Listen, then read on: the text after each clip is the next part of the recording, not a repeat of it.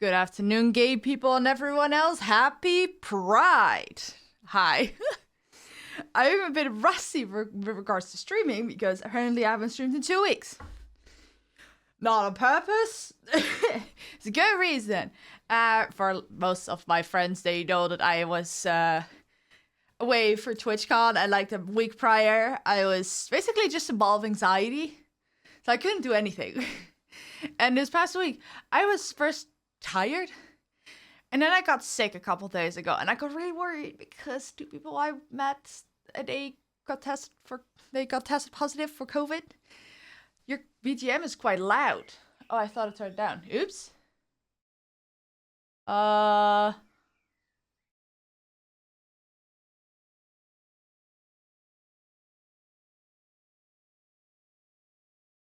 I forgot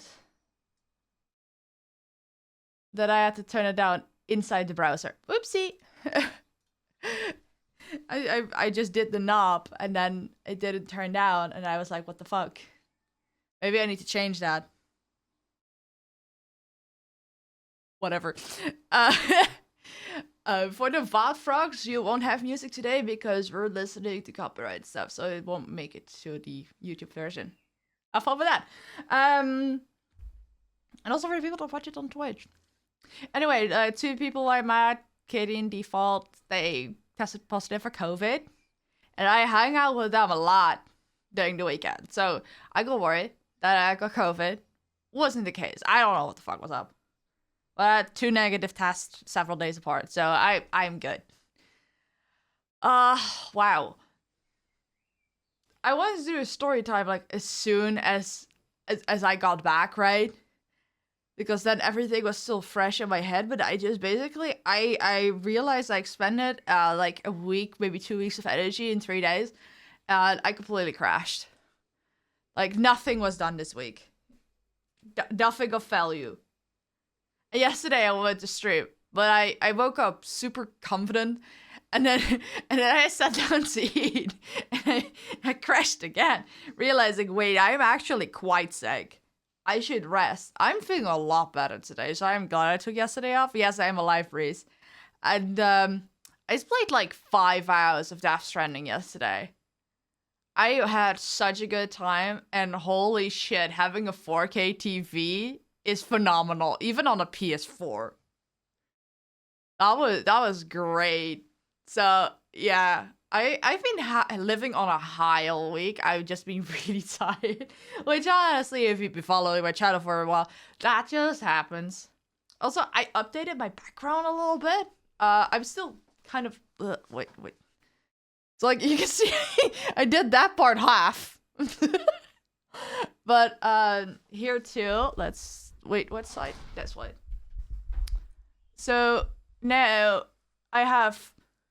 last year's PremierCon scarf over there with the badge and like the coaster. I just got some plushies. Why is he was centered so weirdly? Also, little Streamlabs guy I got at the con. And let's see. This a bunch of plushies. I put Welt in front of the light because he actually looks kind of cool over there instead of on the shelf behind me. And I've got a little stage popcorn bucket. To sum me up as a person, I got that one while I went to watch Sinners, so. And yeah, people were worried, like, where's the VTuber stuff gone? I had my birthday stuff up there for like weeks. So now there's VTubers again. Be happy, there's VTubers again. The Euro is a bit hidden, but I think it fucks. So like, let's go down a little bit. You have Mesta, you have Curl, you have a World of Warcraft, bird. I was like, what is it called? Monkey. No, it's not a monkey. It's a bird. Panda, I got for my birthday. And then you have Mary, and then you have the Vector from Meow Modified, and the Yuri. And then the Game of Subs Cup, it needs to move still, but it's like, it's there. It's from TwitchCon. And then over here, it is my TwitchCon 2022 and 2024 badges. And then over yonder in the corner, there is one from this year with 3 big signatures that I'm gonna tell you all about. And I used to have these sticky hooks that everything was attached to. So that was why there was like sparse stuff on there, because it couldn't be too heavy. Well, I gave up on the sticky hooks because they kept falling off. So now there's actual nails. And I'm gonna tell you this to piss you off because you will not be able to unsee. They're not quite centered. It's like this is not quite to the outside of this thing. And the other way around as well. It's just a smidge too far to the left, both of them. And I want to tell you that because I saw it and it pissed me off. So now I want to piss you off. But yeah, this is the scarf from this year from PremierCon. And well, you cannot really see the imagery, but you can see. Hi Dinesh, welcome in. Why is there no alert? Why is it broken? I will fix that. Not today. Yeah, now you see sneaky little lurk. You can do !lurk to do a stealth check. Like I actually have like a thing programmed in. No, that's another thing. Like if you do this, yeah, I confuse it. I think I wanted to, wow, I rolled a 9. Jesus Christ, I wanted to program that into the stealth check so you could fail and succeed. But that, I don't know. I still need to do that. But yeah, now you can see my signatures on my PremierCon scarf. And it actually has cool signatures. Like it has Ian. It has Pete, Nathan, and Connor. Yeah, I'm at Connor again. Story time, guys. So let's start at the very beginning. Last week, before I went, I was ridden with anxiety to the point that I just stopped taking caffeine. And to be fair, it cleared like 90% of my anxiety. I don't know why caffeine was like working that like big on me that week, but it was. And it definitely helped. So I was like freaking out. I thought like I was already feeling a little bit sick. So I was like, oh my God, I'm not going to survive this weekend. And it's going to be really rough. Because last time was rough. I had to conserve all of my energy to do even like a few things. But surprisingly enough, I made it through the entire weekend. Surprisingly well, even. So Friday, my mom and I, like my mom went with me because I am still like, even though anxiety was like better, staying alone at a hotel in a city I never go to, that's... So my mom went with me because she wants to go shopping anyway. And there is like a lot of shopping to do in Rotterdam. So when I went to TwitchCon on Saturday, she went shopping. And on Sunday, she went to meet with my cousin who lives in Rotterdam. And they hadn't seen each other in like, since 2019. Grandpa's funeral. Yeah, no, that's rough. She has 2 kids now. Apparently, they're absolutely adorable. Can't wait to meet them one day. So yeah, on Friday we went to Rotterdam. It's like a 2.5-hour drive. It's not too bad, considering that Breeze had to drive all the way from Switzerland. Like that's low-key insane. And we arrived in Rotterdam, but we were confused because we pre-booked a space in one of the parking garages. You didn't have to, you chose to. Okay, but you still did. So like 2.5 hours is nothing in comparison. But yeah, we pre-booked a space at a parking garage because then we wouldn't have to worry about that, but it also was a lot cheaper. We basically paid for 3 days, where we'll otherwise cover maybe a day and a half. But we messed up. So we stayed at Motel 1, which was close to the venue of PremierCon. And I stayed there because everyone else was staying there. So we booked a parking garage close by, which is close to the World Trade Center in Rotterdam. So we booked a space in the parking garage, World Trade Center, Beursplein. Or Beurs, one of those. But right next to it was the parking garage, just called World Trade Center. So, because it was like right next door from each other, and only one had like clear signage, we went into the wrong one, which seemed weird because instructions in the email from the booking said, oh, you just roll up, it automatically prints your card, and then have fun. And then we came in, and it was so small and practically empty. And we're like, that's weird. And then we tried to find the exit.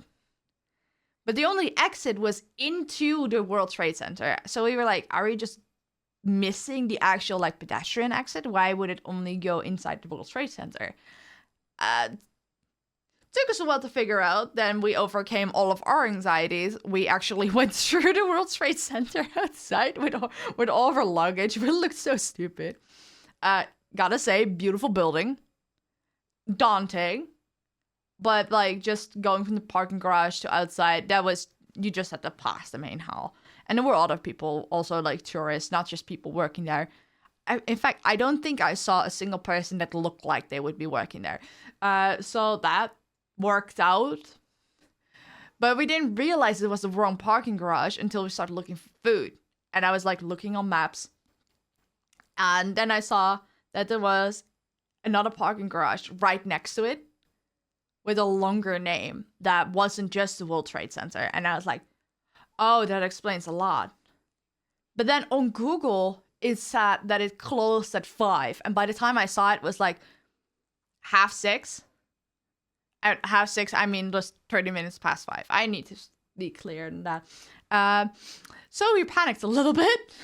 Hi, Ichi, welcome in. See, we're reliving Rotterdam. Oh, yeah, no, this is this is me fumbling through everything. Dutch names are weird, to be fair. Might be me issue. To be fair, the one parking garage being called World Trade Center and the other one being called World Trade Center Beurs. Definitely not confusing. So, on Google, it said it's closed at 5. And we were like, shit. And then I looked something else up and it said it closed at 7. Or at least that you could, like, drive out until 7. So we're like, we need to move the car. Because otherwise, like, it's fine where it is. We just expected it to be really, really expensive if we left it there for the whole weekend. And we also already pre-booked the other place. So we would be paying double. So we moved the car to literally across the street. The entrance is like, one entrance is like, if you come into the street, one is to the right and one is to the left. We completely ignored the giant building in front of us. I don't know how that happened. But hey, at least both of us were stupid, so nobody has to blame. Then we moved it into the right parking garage. And indeed, like, we drove up to it. It scanned our license plate, and then the door opened automatically, and we got a card automatically, exactly like the instructions said. And like, oh yeah, no, this goes a lot smoother, and it actually looked like a public parking garage. It smelled like one as well, so we fixed that, and then we went somewhere to eat. But because I'm gluten and dairy free, that was not an easy thing to do, because first of all, in the Netherlands, everything is bread. And we love Italian. It's all pasta. Or pizza. Or noodles. And guess what? Can't have any of them. So we found this place called Shabu to go. And you could just like get sushi and like pokeball. So my mom and I both got a pokeball there. And that worked out great, actually. It was like 3 small buildings in a row. And one was Shabu to go for the sushi. Then there was one that was like wok to go. So like that's like takeout wok. And we wanted to go there first because I saw that they had like rice options, not just noodle options. But it was really busy there. So we're like, okay, let's just go there. And it was like a full noodle place that looked so good. So you're safe eating Asian food? Yeah, as long as there are like rice options, and usually there are rice options. Like you can pick rice instead of noodles, then I'm completely fine. And there's already an ad break happening. I changed the ad schedule. We're gonna have to deal with that in a bit. And that Pokeball was amazing. And it was honestly the start of like actually eating quite healthily throughout the entire week, because like I was talking to my mom, you know, like something is like healthy or healthy adjacent when you can tell what you're eating. It's like there was whole soybeans in there. You could see the salmon. You could even see the sesame seeds in the sauce, and all that stuff. So that was already great. And like there's probably some processing that makes it not that healthy, but hey, having rice, soybeans, avocado, like you're getting the oils, you're getting the omega-3, you're getting the fibers, like, and the protein and everything. So like that was a good rounded meal. And then I basically started crashing because I was so tired from the day. But everyone was like slowly moving upstairs to watch the hotel roof bar, and at like 8 or 9 or something, we went up there as well. And my mom had basically a heart attack seeing the drink prices, because we don't really go to big cities, so we're not really used to big city prices. It's like if we're somewhere and like a glass of wine is like €5, we already think like Jesus fucking Christ. The wine there was 8 per glass, and the glasses were not big. But hey, I have big boy money that I finally got to spend. I never go out. I never really spend it on social stuff. So I was like, I'm not gonna be worried too much about this. And actually, because everything was expensive, I actually tried out like a few cocktails. Like I had a Long Island iced tea. That shit was so good. I was like rum and whiskey. It was like a whole bunch of liquors together with a little bit of Coke. Which, to be fair, there are certain brands of Coke that absolutely can go there, go in drinks like that. But if you have like Coca-Cola or Pepsi, they have such a distinct taste that don't blend well. So it tasted like a very alcoholic and kind of like spiced iced tea, but like a hint of Coke. And that kind of ruined it for me. Like that made it taste a little bit cheap.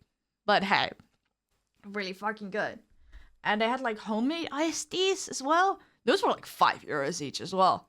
But like a regular Coke would have been 4. So I don't know. You're not losing that much from just getting a little bit more interesting stuff. By the way, can you still hear the music? Because it's like currently really low. And I can barely hear it, but also I am half deaf, so I don't know. You can hear the music? Awesome. Fantastic. But yeah, and then I was like, okay, I'm not gonna stay up too late because I need to shower and I want to do that before bed so I don't have to do it in the morning. Because showers famously take a lot of energy around from me. And especially if I have to shower before going somewhere, I'm already like, if you have like a phone battery, I'm like already down by like 15% or something. So I was like, I'll just go up at like 11 p.m. and then take a shower, go to bed early.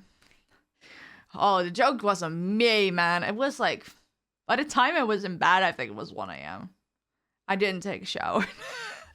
I did it the next morning, which is impressive. But yeah, I sat there with Mifu, Katie, Default. Streaming was out for karaoke, so I didn't see her all night. By the time I saw Bank, he was just absolutely, oh, there's an ad break. I want to know, guys, I put all my tags again. Are you guys actually seeing an ad? Because I need to know. I don't see ads. Perfect. Switch hates the gays. It's so bad. I finally started fixing the problem, but then I realized I don't want to have no tags.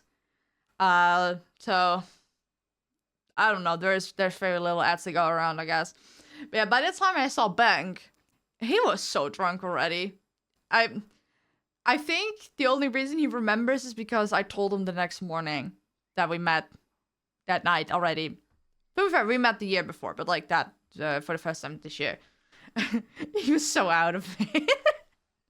Oh, and I bought everyone little keychains of like a little black dog called Taki, and he is from a Dutch children's story. And I gave everyone one, and like this little foam candy, but it was in the shape / color of a Dutch pastry. And I was like, okay, this is really simple.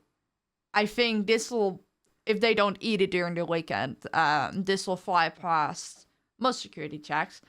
And was a lot less heavy to carry because last year I gave everyone like big bags of like these hard candy.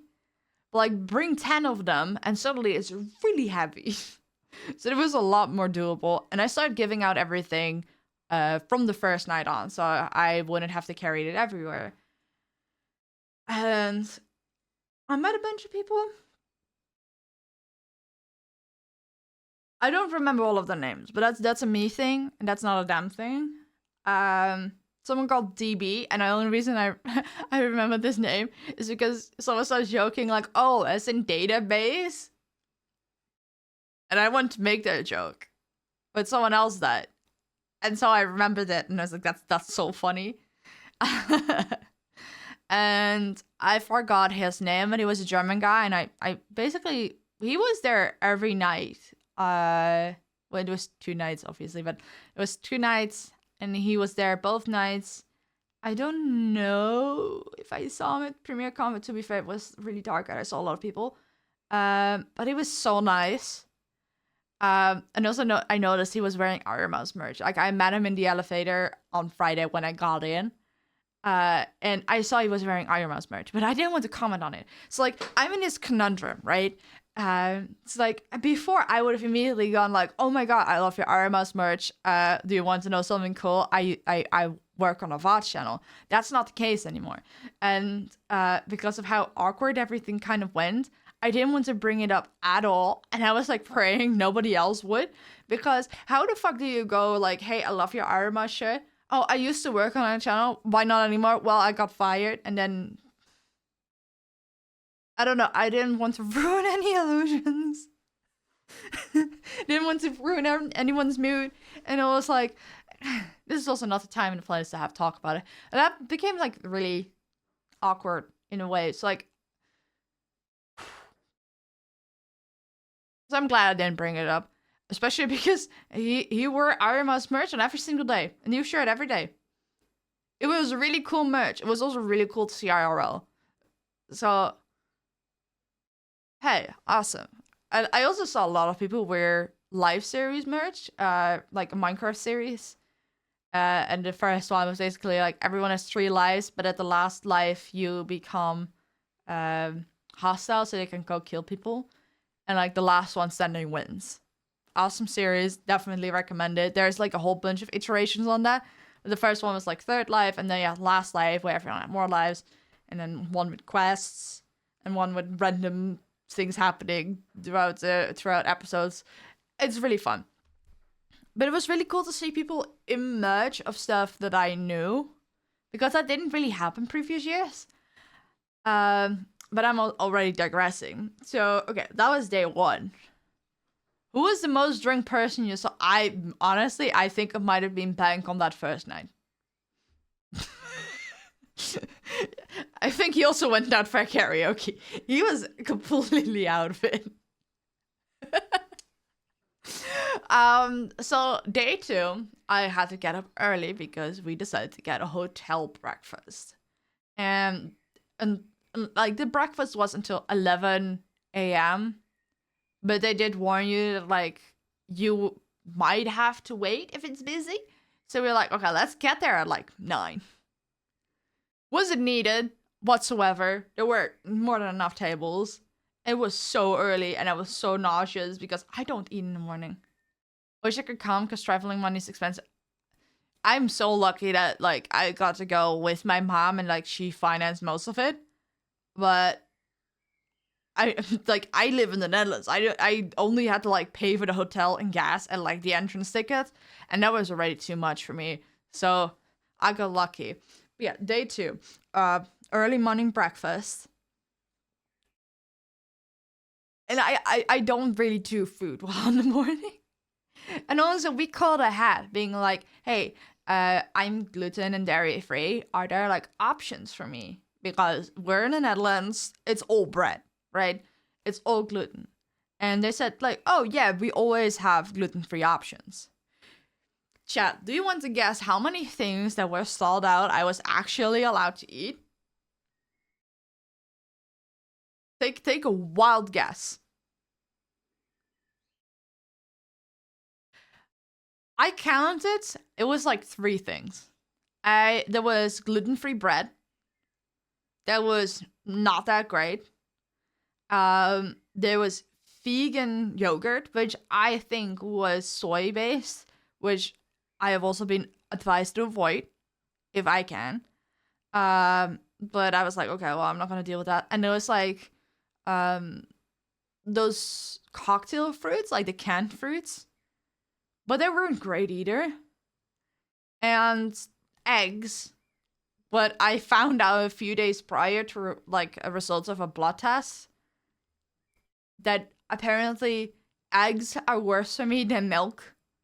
And I've been eating eggs religiously every single day since I've gotten gluten-free. So I want to cry inside. And a lot of the things you could put on the bread, luckily the butter was also fine. But things you could put on the bread, there was like some mystery meat. There was something that looked like chicken. I think was chicken. Might have been like turkey. And a lot of cheese. So I either had to gamble with the mystery meat or go with a really bland looking chicken. Spoiler alert, the chicken was indeed really bland. So I wasn't having a great time there, but hey, at least there was something I could eat, and we were glad we called ahead, but also learned a lesson. It's a lot easier just to go to the supermarket. To be fair, also not. I'll get to that in a second. And then I was still pissed off at Twitch because you had to like sign up for meet and greets for the TwitchCon like a week prior, and I still hadn't heard anything of being like raffled into one of the meet and greets. And I really, really wanted to meet Jimmy and Ollie, like Solidarity Gaming and the OrionSound. And there was nothing in the app, and there was not even a tab anymore for meet and greets. Well, prior there was. But to be fair, you had to sign up for the meet and greets through that tab. And then I decided, like, maybe I should look through my email, because apparently other people had heard anything. If I looked through my email and looked for Twitch, nothing came up. If I looked for meet and greet, stuff came up. I don't know what the fuck happened. I didn't see the email, but I got in for both Sweet Anita and Jimmy and Ollie. But I didn't count on being able to go to Sweet Anita, so I didn't rush that much. But the Sweet Anita meetup was at like 12. And by the time I saw, it was like slightly before 11. I just came out of the shower and we had to figure out public transport as well. So I was like, I'm not gonna rush. But then eventually we were going in public transport, and I realized I'm gonna make it. And I made it. But first, public transport. So we tried to go by tram.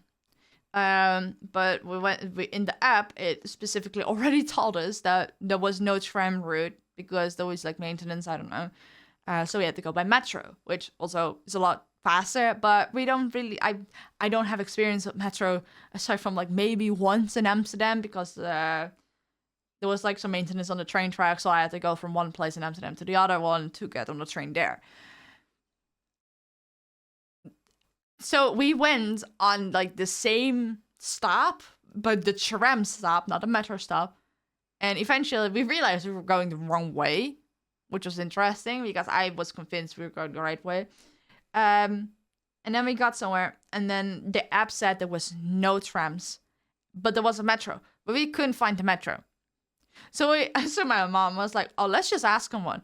And it was super bold from her because I think it's like a 50-50 chance that the person you're talking to is not speaking Dutch. Luckily, it was a local. It was actually someone that knew her shit.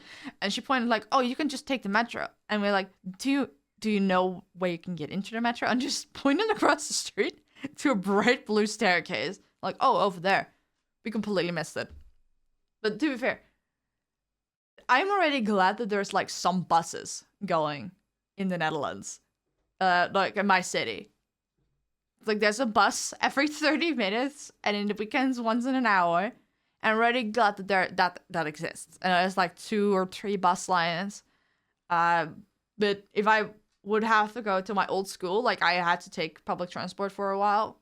Going from my house to my old school would have taken me 1.5 hours. Literally walking there would have been faster. But yeah, I wasn't used to metro. But then we got down there, and it was just like a train station, and it was really easy to find everything. And we're kicking ourselves because like, oh, it just could have been easier, and we could have already been there. And then metro was like super quick. So I was at Ahoy, the venue, at like a few minutes before 12, and I was worried. Okay, I have to pick up my badge. I have to get my bag checked. I don't want to have any holder. No, they just completely ditched actually physically checking bags. You only have to go to a metal detector. So I went to this man like, hey, I just want to make sure I didn't do anything wrong or skip anything, but like, do I need to get my bag checked? And he just looked at me with the kindest eyes, being like, we just did. And he just pointed to the thing. And he was just, he saw I was having a bad time. I could tell. And he was just trying like, it was very dadly in a way. And he was like, have a good day. You're doing everything fine. And then I walked through and I got my badge in record time because there was next to no line. And then I went across the venue and I knew where the meet and greet spots were from last year. And I got there and I was like, oh, let me get my badge ready so I could get it scanned. And then I realized I had someone else's badge. So I had to go all the way back across the venue and replace it. And luckily they just had it there. So I feel really bad for the persons I got. But they had mine just sitting on the desk, like just ready to go. And I'm like, I'm so sorry. I think I got the wrong badge. I got the right wristband though, where the chip was in the actual scan. So I would have gotten in regardless, but I wouldn't have had my badge to get signed. And now it's signed by Sweet Anita, Ollie, and Jimmy. So I made it in time. The line was relatively big, but I think all in all, I was there for like 45 minutes because I was a little bit late. It was like already like 10 past 12. So like lining up starts 30 minutes before the start of the meet and greet. And you can get in line until 30 minutes after the start. So I was still in time. And I accidentally went to the person that was doing the accessibility line. And she was so kind and like, I felt safe immediately with her. So I understood why she was doing the accessibility line. And she was like, do you have to sit? Can you stand in line? I was just like, the only thing I need to know is if I can still get it. And she's like, yeah. There's a bit of a line, but if you can, as you said, you can handle it, you can go in. And I was like, oh, thank God. But side note, next year, I will definitely get like an accessibility pass because those lines, the first line with Sweet Anita was fine because I was still on top of my energy. I wasn't overstimulated yet. And I was kind of running on adrenaline from just rushing there to begin with, right? At some points in the line, I think my heart rate, or like walking there at the very least, my heart rate was like 150. Like I was doing some CrossFit shit, right? And to be fair, I did rush across the convention like several times to get my pass and everything and get there in time. So might as well. But my heart rate stayed high because of the adrenaline and the stress and just anxiety and everything. But the line was fine for Sweet Anita, but I was so nervous because I just didn't know what to say. I think I also left early during the meet and greet because I was like, I don't know, I don't have anything else to say. Let's just go. So I got a hug. I got a couple pictures. She signed my badge. She was so nice. And she was dressed up really cool as well. And I, like the cringe motherfucker I am, she follows me on Twitter. And I don't remember what kind of thing prompted that, but she only follows like 1,000 people on Twitter, right? So that's kind of a big deal. Like, I even follow more people. And I don't think that's a lot still. It's just like she only follows like 1,000 people and she follows me. So I just went with the cringe crowd and said, thank you for following me. But she was so sweet. And I also told her like that she inspires me a lot as a neurodivergent streamer. And that it, like, just seeing her thrive and shine was just, that it just helped me a lot. And I almost started crying, right? And she was like the kindest soul. And yeah, no, I am so glad that the universe just happened to work out that I was able to meet her, because that was so worth it. But yeah, then my next challenge began. I have to find some lunch before I went into the second meet and greet line, because I knew it was going to take long. And finding food was interesting. So I already saw there was like cheesesteaks. There was hamburger or something. It was all bread and cheese. And I was like, what the hell? But then there was this one stand that was just selling like handmade fries. And they had vegan mayonnaise. And it was so easy to just get one portion. And it for what it was, I had to like pay like $5.50 or something. There are places I paid that for like deep freeze fries, and they were handmade with like still like some of the skin on and everything. Absolutely amazing. And it was just the right portion, and I just needed to eat something that wasn't too much. And like just like the carbohydrates in there, that got me through the day. I love Dutch chips. They're so good. So that was lucky. And then I just spent some time walking around. I got some free stuff. Like the little stream element guy. Look at him. He's so and I didn't realize until like the day after or something, he's wearing clogs. I just thought it was like little feetsies, but it was clogs. I got a free sticker.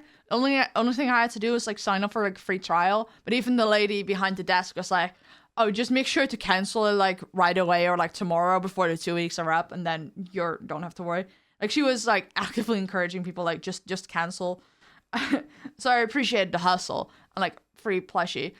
They gave you like a little plate as well. I don't know where I put it. It's probably in the other room. So you could like put the plate underneath your shirt and it would stay on your shoulder, right? I didn't figure out how the fuck to do that. Maybe because my shoulders and my back are completely crooked from having scoliosis, but hey. But it's like magnetic, so that's why it's just existing upside down.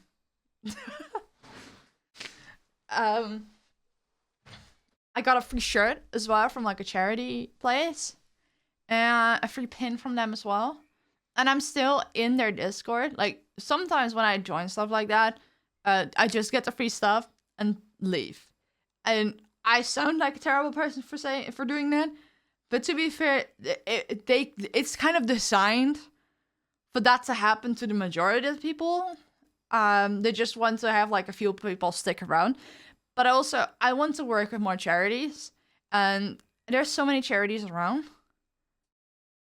And I like, maybe not this year, maybe not next year, I don't know, because the first charity I want to make sure gets money is my own income, because well, I want to be able to live on my own, and I can consider myself a charity, guys.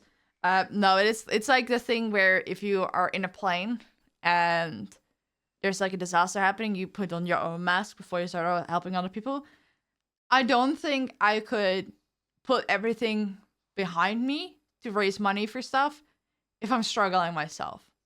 Like, the only reason I'm kind of, like, getting by is because my parents pay for a lot of things. And I live at home, so there's no rent and everything.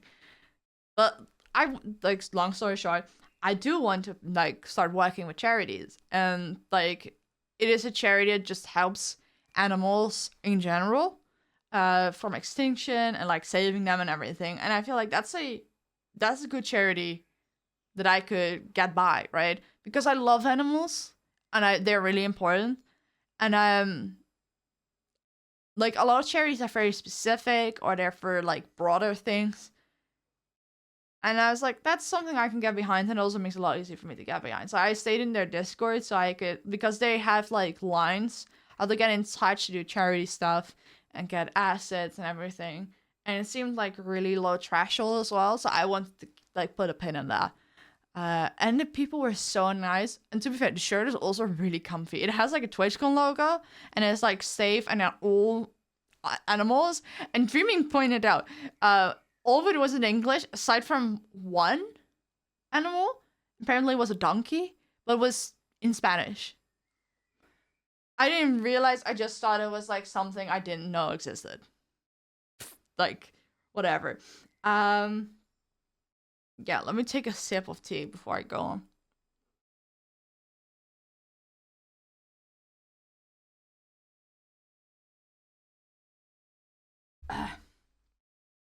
What else did I do? Oh, no, it's also, like, a cat adoption game where, like, they had all these cat plushies, and they were, like, all cats that were found. And, like, most of them had owners, so they had a chip, like a little band-aid just attached to their body.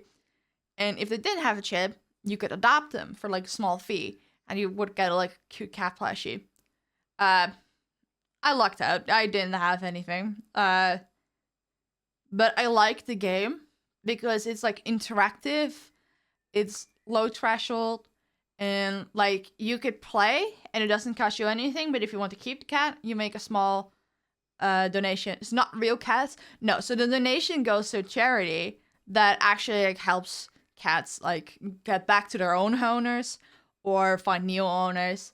And, like, all the people were so nice, but I forgot to write down the name, so I'm gonna look up them because I just love cats. But yeah, they were plushies. There were also different sorts of plushies. It's like, one was, like, I think it was, like, a cat-shaped burger or, like, boba tea or something. It was, like, food, but it was also, like, more realistic cat plushies and little blobs and, like, really cute. And was just, like, the vibe was just so good. So I love the charity stands there. And I looked around the artist alley a little bit before I went to the meet and greet with Jimmy and Ollie. Also, I can, like, pull up some pictures. Let me, in the meantime, while I'm talking, like, send over some pictures to my Discord. Yeah, then I went into line for the meet and greet with Ollie and Jimmy. Who are, by the way, two Minecraft YouTubers. They're part of the live series. Well, Jimmy is, and Ollie is just, like, assets and voice acting and everything. Like, that meant a lot to me, especially because I already had the feeling I wasn't gonna make it to MCC on Friday. Also because it was, like, difficult with scheduling lunch with friends. Because it started at, like, 2:30 and what ended, like, 5:30. But I was like, no, I'm not gonna watch it all anyway. But I saw during the meet and greet lines, like, oh, this is, like, everything is gonna be full, like, 45 minutes beforehand. And I couldn't line up anymore. But yeah, I was in line for the meet and greet with Jimmy and Ollie. And that rhyme was rough. Like, I'm not even exaggerating. That line was actually rough. But especially because there was two people you were meeting. So interactions took longer. And I swear the line I was in for Sweet Anita was longer despite being late. And I was early for this one. And, man, I think they underestimated how many people would come there. Because when I was in the line for Sweet Anita, Filza was doing a meet and greet in the next line over. And that line was like packed. Like we were standing in like 2 files. Maybe 3 at some points. But it was not packed. That meet and greet like line, like the area where people had to wait, it was like just filled to the brim. And I was like, how the fuck is it gonna get through this? By the time I came back for my next meet and greet, which is like at least an hour or so, like an hour and a half or something, he was still going. And he didn't finish until I was like halfway through my line. That was insane. Where's my second Discord account? There we go. And we were really afraid that they were gonna cut the line because there were meet and greets right after us and they needed that line. But instead of cutting, they actually like first started speeding up and then they realized it wasn't happening. And then they actually moved the line to like completely to the side of the meet and greet area. So we could honor the line and continue. So everyone got their chance. And I was so happy with that. So even though our interaction, our pictures aren't in front of like the official meet and greet Twitch boards, like there was like a background and stuff, we still got to meet and I'm still happy. And also it fully depends on what kind of staff member you have, because they all like you give them your phone and they take a picture for you, right? But this person just started filming for everyone, like the full interaction. And then by the time the picture rolled around, they just finished the video and took the pictures. So you got a video of the interaction and then pictures. Like, that was such a, I don't know, so nice. Let me get my pictures from Sweet Anita as well, and then I can pull it up on Discord. Boop, boop, boop, boop. I'm realizing that doing 2 things at once is really hard.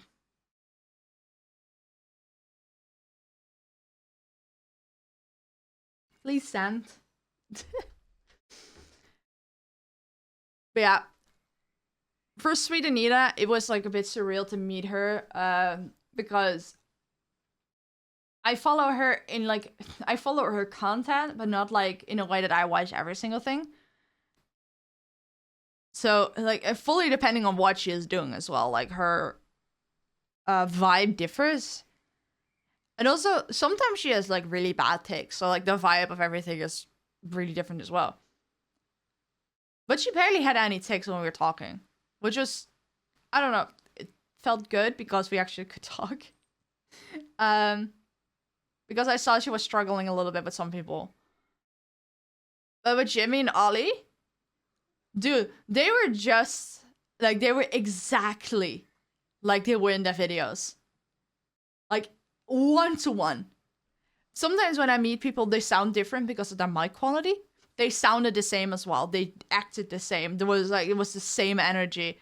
And it was so cool to meet them like both at once because they could like vibe off each other a bit. Because sometimes when you meet people, they're like alone and they're not like extroverts.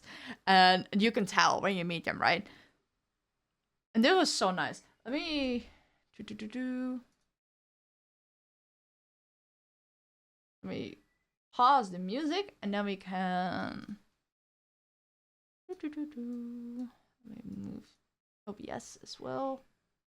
I could just show you the video from when I met these boyos.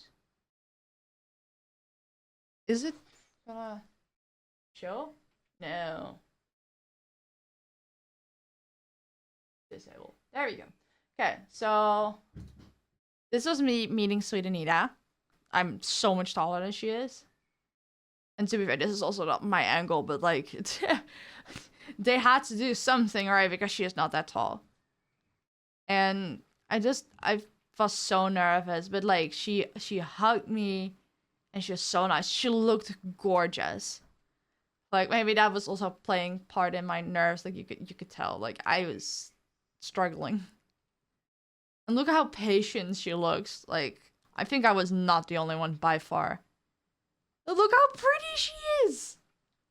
Like, she did Goth Month for a while. Similar to how Finster did Girl Month, but that just turned out to not be Girl Month, it became Girl Life. So I think as an extension of that, she decided to go full goth. And oh my gosh, she's so pretty. And sadly, in this picture, she has her eyes closed, but hey, whatever. Look at how pretty she is. And oh, it rotates. And then this is me with Jimmy Nolly. And it's, to be fair, the person taking the pictures was using the flash, so we gotta go flashbang here.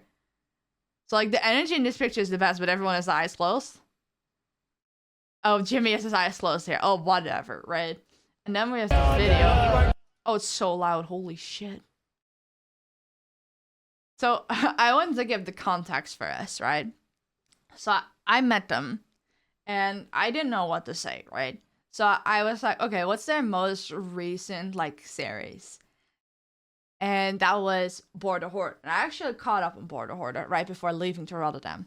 And Border Horde, in short, it's just a modded Minecraft world where every time you find a unique item, the border of the world expands by 1 block. So you start off in a 1x1 area, and you just have to like find new blocks like leaves, wood, everything. And it's basically like a puzzle. So like the start is easy. You go through it and you have like a significant amount of space. And then at the end, it becomes harder and harder because you have to find like really rare drops or something that you can only like get from a specific trader. Or you have to find a specific biome, but maybe that biome is just outside the border, so you have to unlock a few other things first. And like, I could tell from Ollie and Joel's reactions, they were not having the greatest time. They became a bit grumpy because it just became harder, right? And Jimmy's just a pure soul. He was just having fun doing whatever. But Ollie was just struggling because also he couldn't find anything. So at some point, Joel was already 100 items found. Lizzie was 100 items found. And he had like 12 or something. So he was struggling and he kept getting stuck underground. So I kind of like, I wanted to poke the bear a little bit. And being like, hey, I love Border Horde. And being a bit like, hey, are you gonna do another episode? But Jimmy immediately already said like, oh, he doesn't want to do another episode to Ollie, and Ollie just rolled his eyes. And I was like, well, you can finish it in one more. And then Ollie was like, okay, but we have to find so many little things. You can literally fill like 100 or more episodes or one thing per episode because we cannot find anything. And I was like, or you get good. I just straight up told them to get good. And Jimmy's reaction was priceless, and Ollie kind of rolled his eyes. But it was like all in good fun, right? I just rambled, and I said some, like, it felt a bit out of pocket, but I seemed to appreciate it, and it definitely helped the interaction.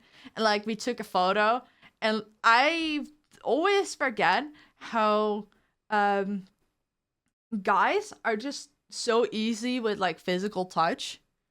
It's like they both had their arm around me, right? Like guys would do. But it kind of spooked me a bit because I did not expect that, especially when you're meeting people. Like I'm doing my best not to touch them because that's respectful. But then I realized, oh, these are just guys being boys, being bros, right? And that felt like, I don't know, also gender affirming, that they just felt like I was one of the guys, right? But that freaked me out a little bit. Because they were also so gentle. But it was really sweet. But yeah, here's the interaction. You will now. Enough people have asked and said I always go best. So many people said about that. I tried. The thing is, like, and now we were getting like 100 a session. Now we're getting like 2 a session. We're not getting it. There's 100 episodes we can line up at this point. Yeah. We'll carry on. You'll get. Joel tries too much. No, the thing is, all the easy stuff, Joel's already got. Oh, good.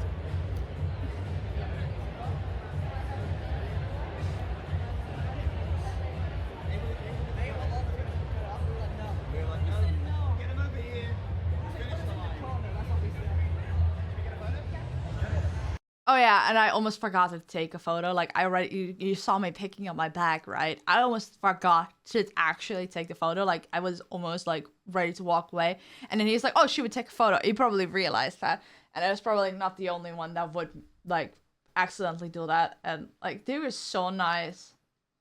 It was such a good interaction. Well, yeah, no, that was completely worth it. But I was struggling at that line. It first of all took a lot longer. And then we had to like the bonus line, so that took a while. And I was early for them as well. So all in all, like the meet and greet is like an hour total.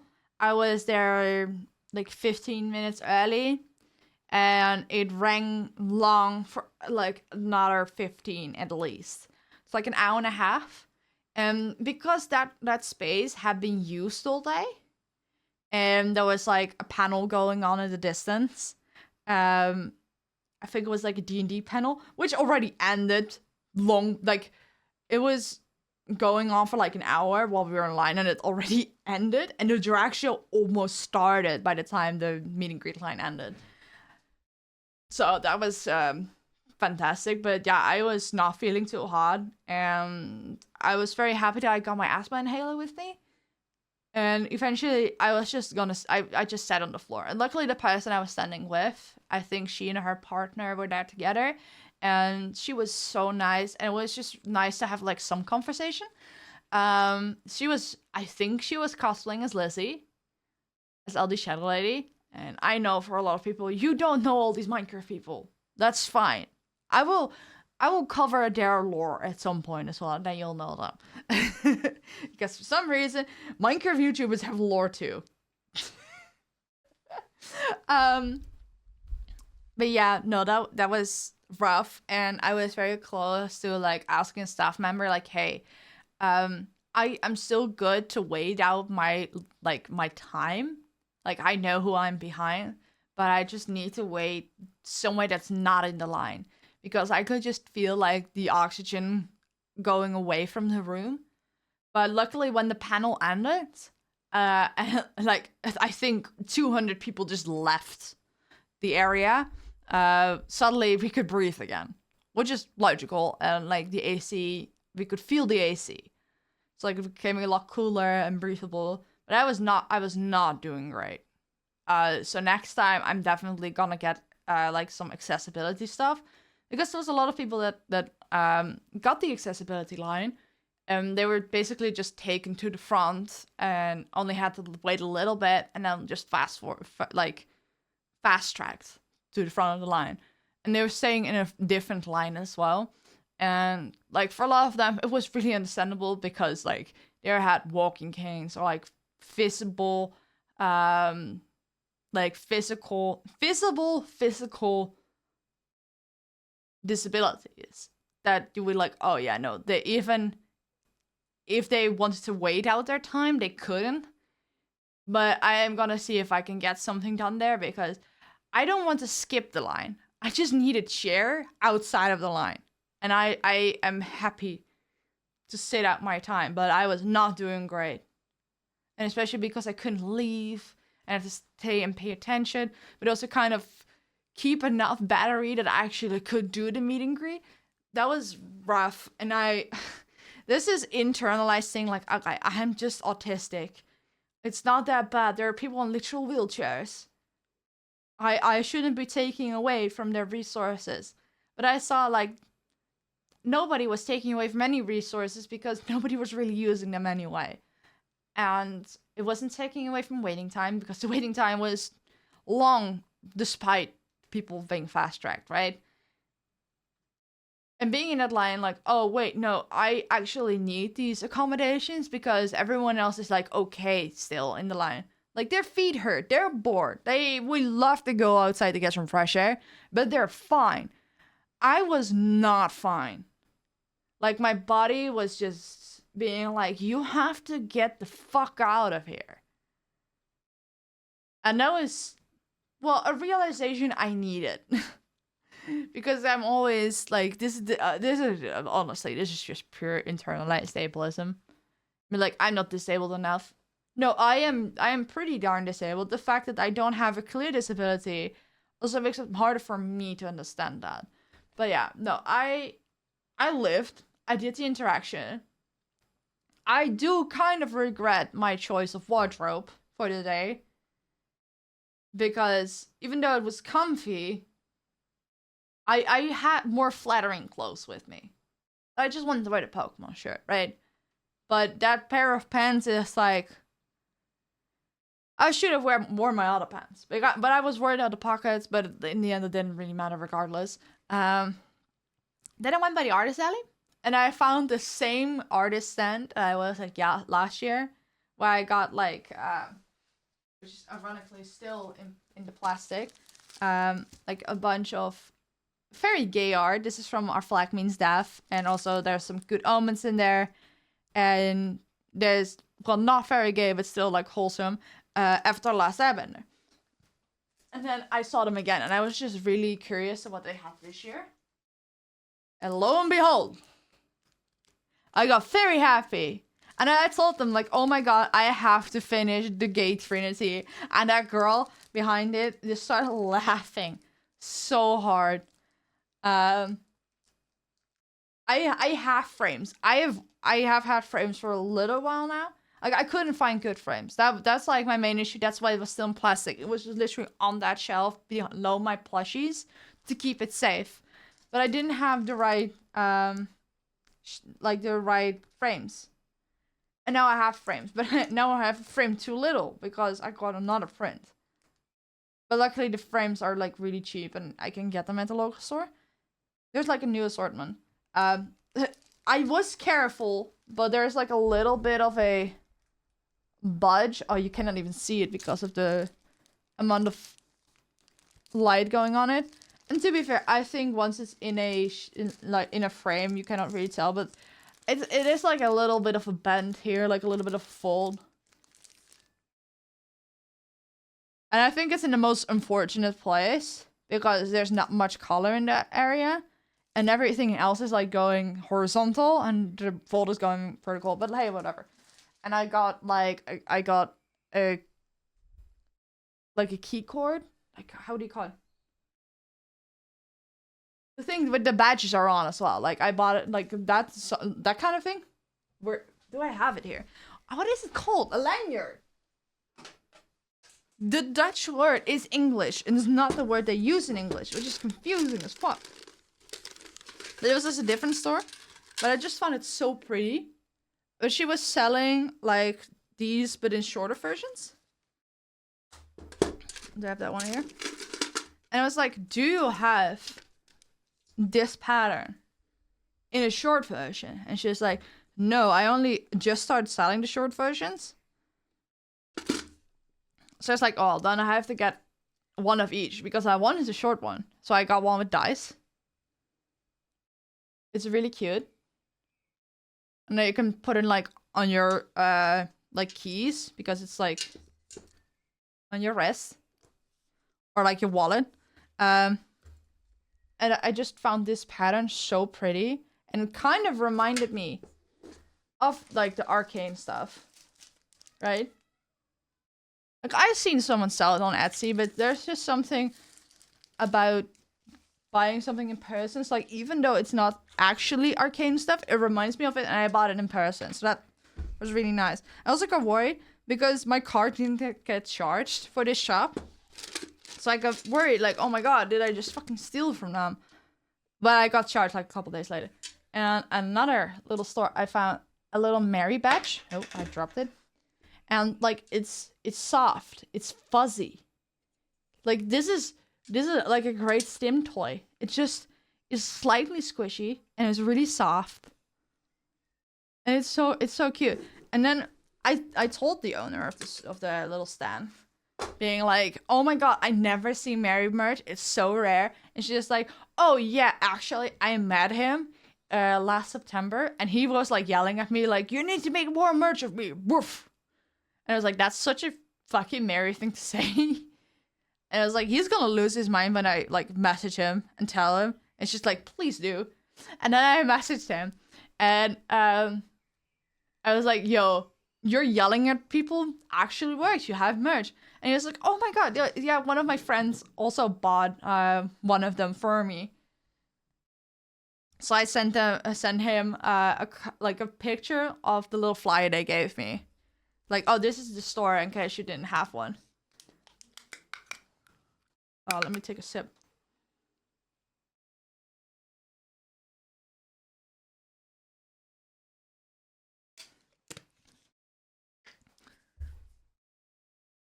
So that was great. I need to find a good place for him.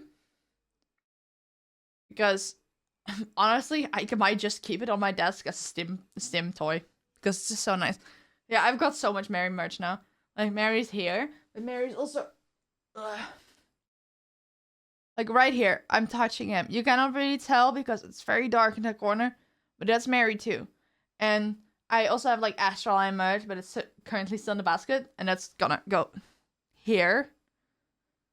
But it's not there. And also... Here. This is Mary too. And also I got a bookmark from the stand. Oh, it's in there. What else did I get? Oh, yeah, and this is the pin I got from the animal charity. Squeeze the Mary? Yes. Oh, and I got... I'm very predictable. Let's say that at the very least.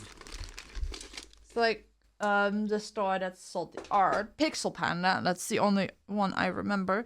They also sold buttons, JFig buttons. Like, I couldn't like just not get them, right? I have nowhere to put these, but I will find a place because, frankly, my pin flag is kind of full. I think if I rearrange, there could be a few more, and like there's still a few places for smaller pins. But I will need to get a new pin flag because, or maybe something that's a lot easier for like buttons because I have a whole bunch of buttons. Like, for example, I also have from the Grisha trilogy, it's like books. Corkboard. Okay, but buttons don't really go on corkboards. That's like the problem. So I probably need like a elongated pin flag. Where I could just put the buttons like vertically. Or something else. I will figure it out.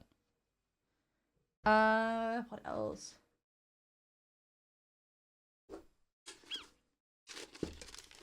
Something else in here? No, this is all other stuff. What's in here?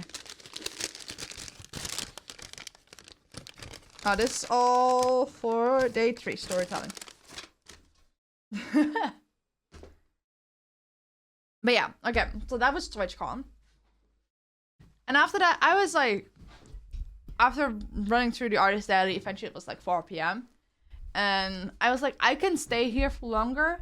But I'm just staying here for the sake of staying here.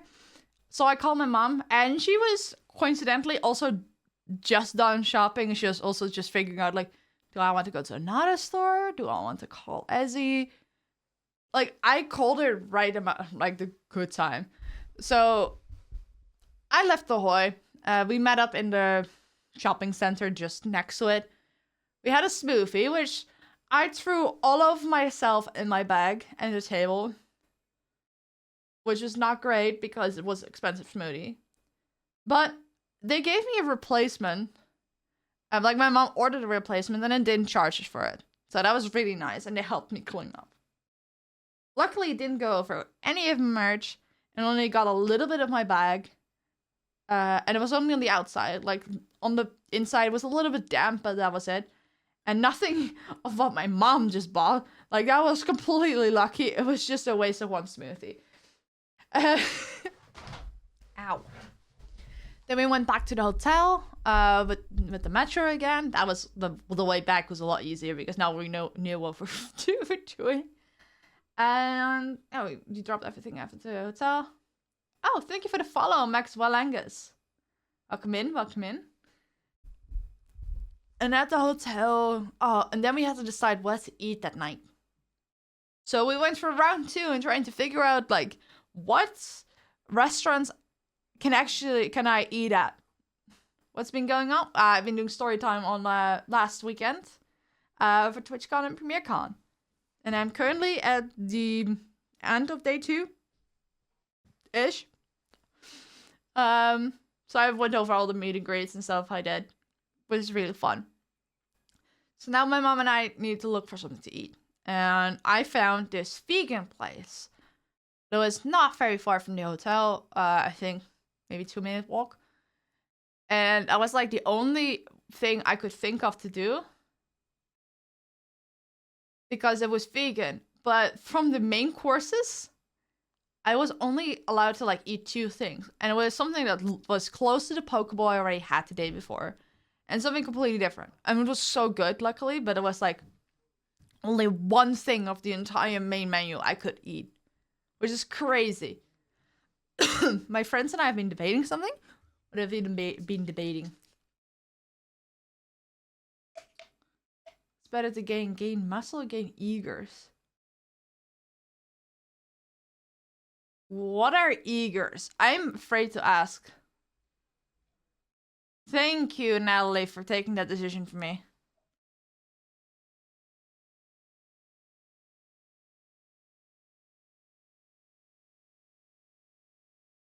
Oh, yeah, no, I see.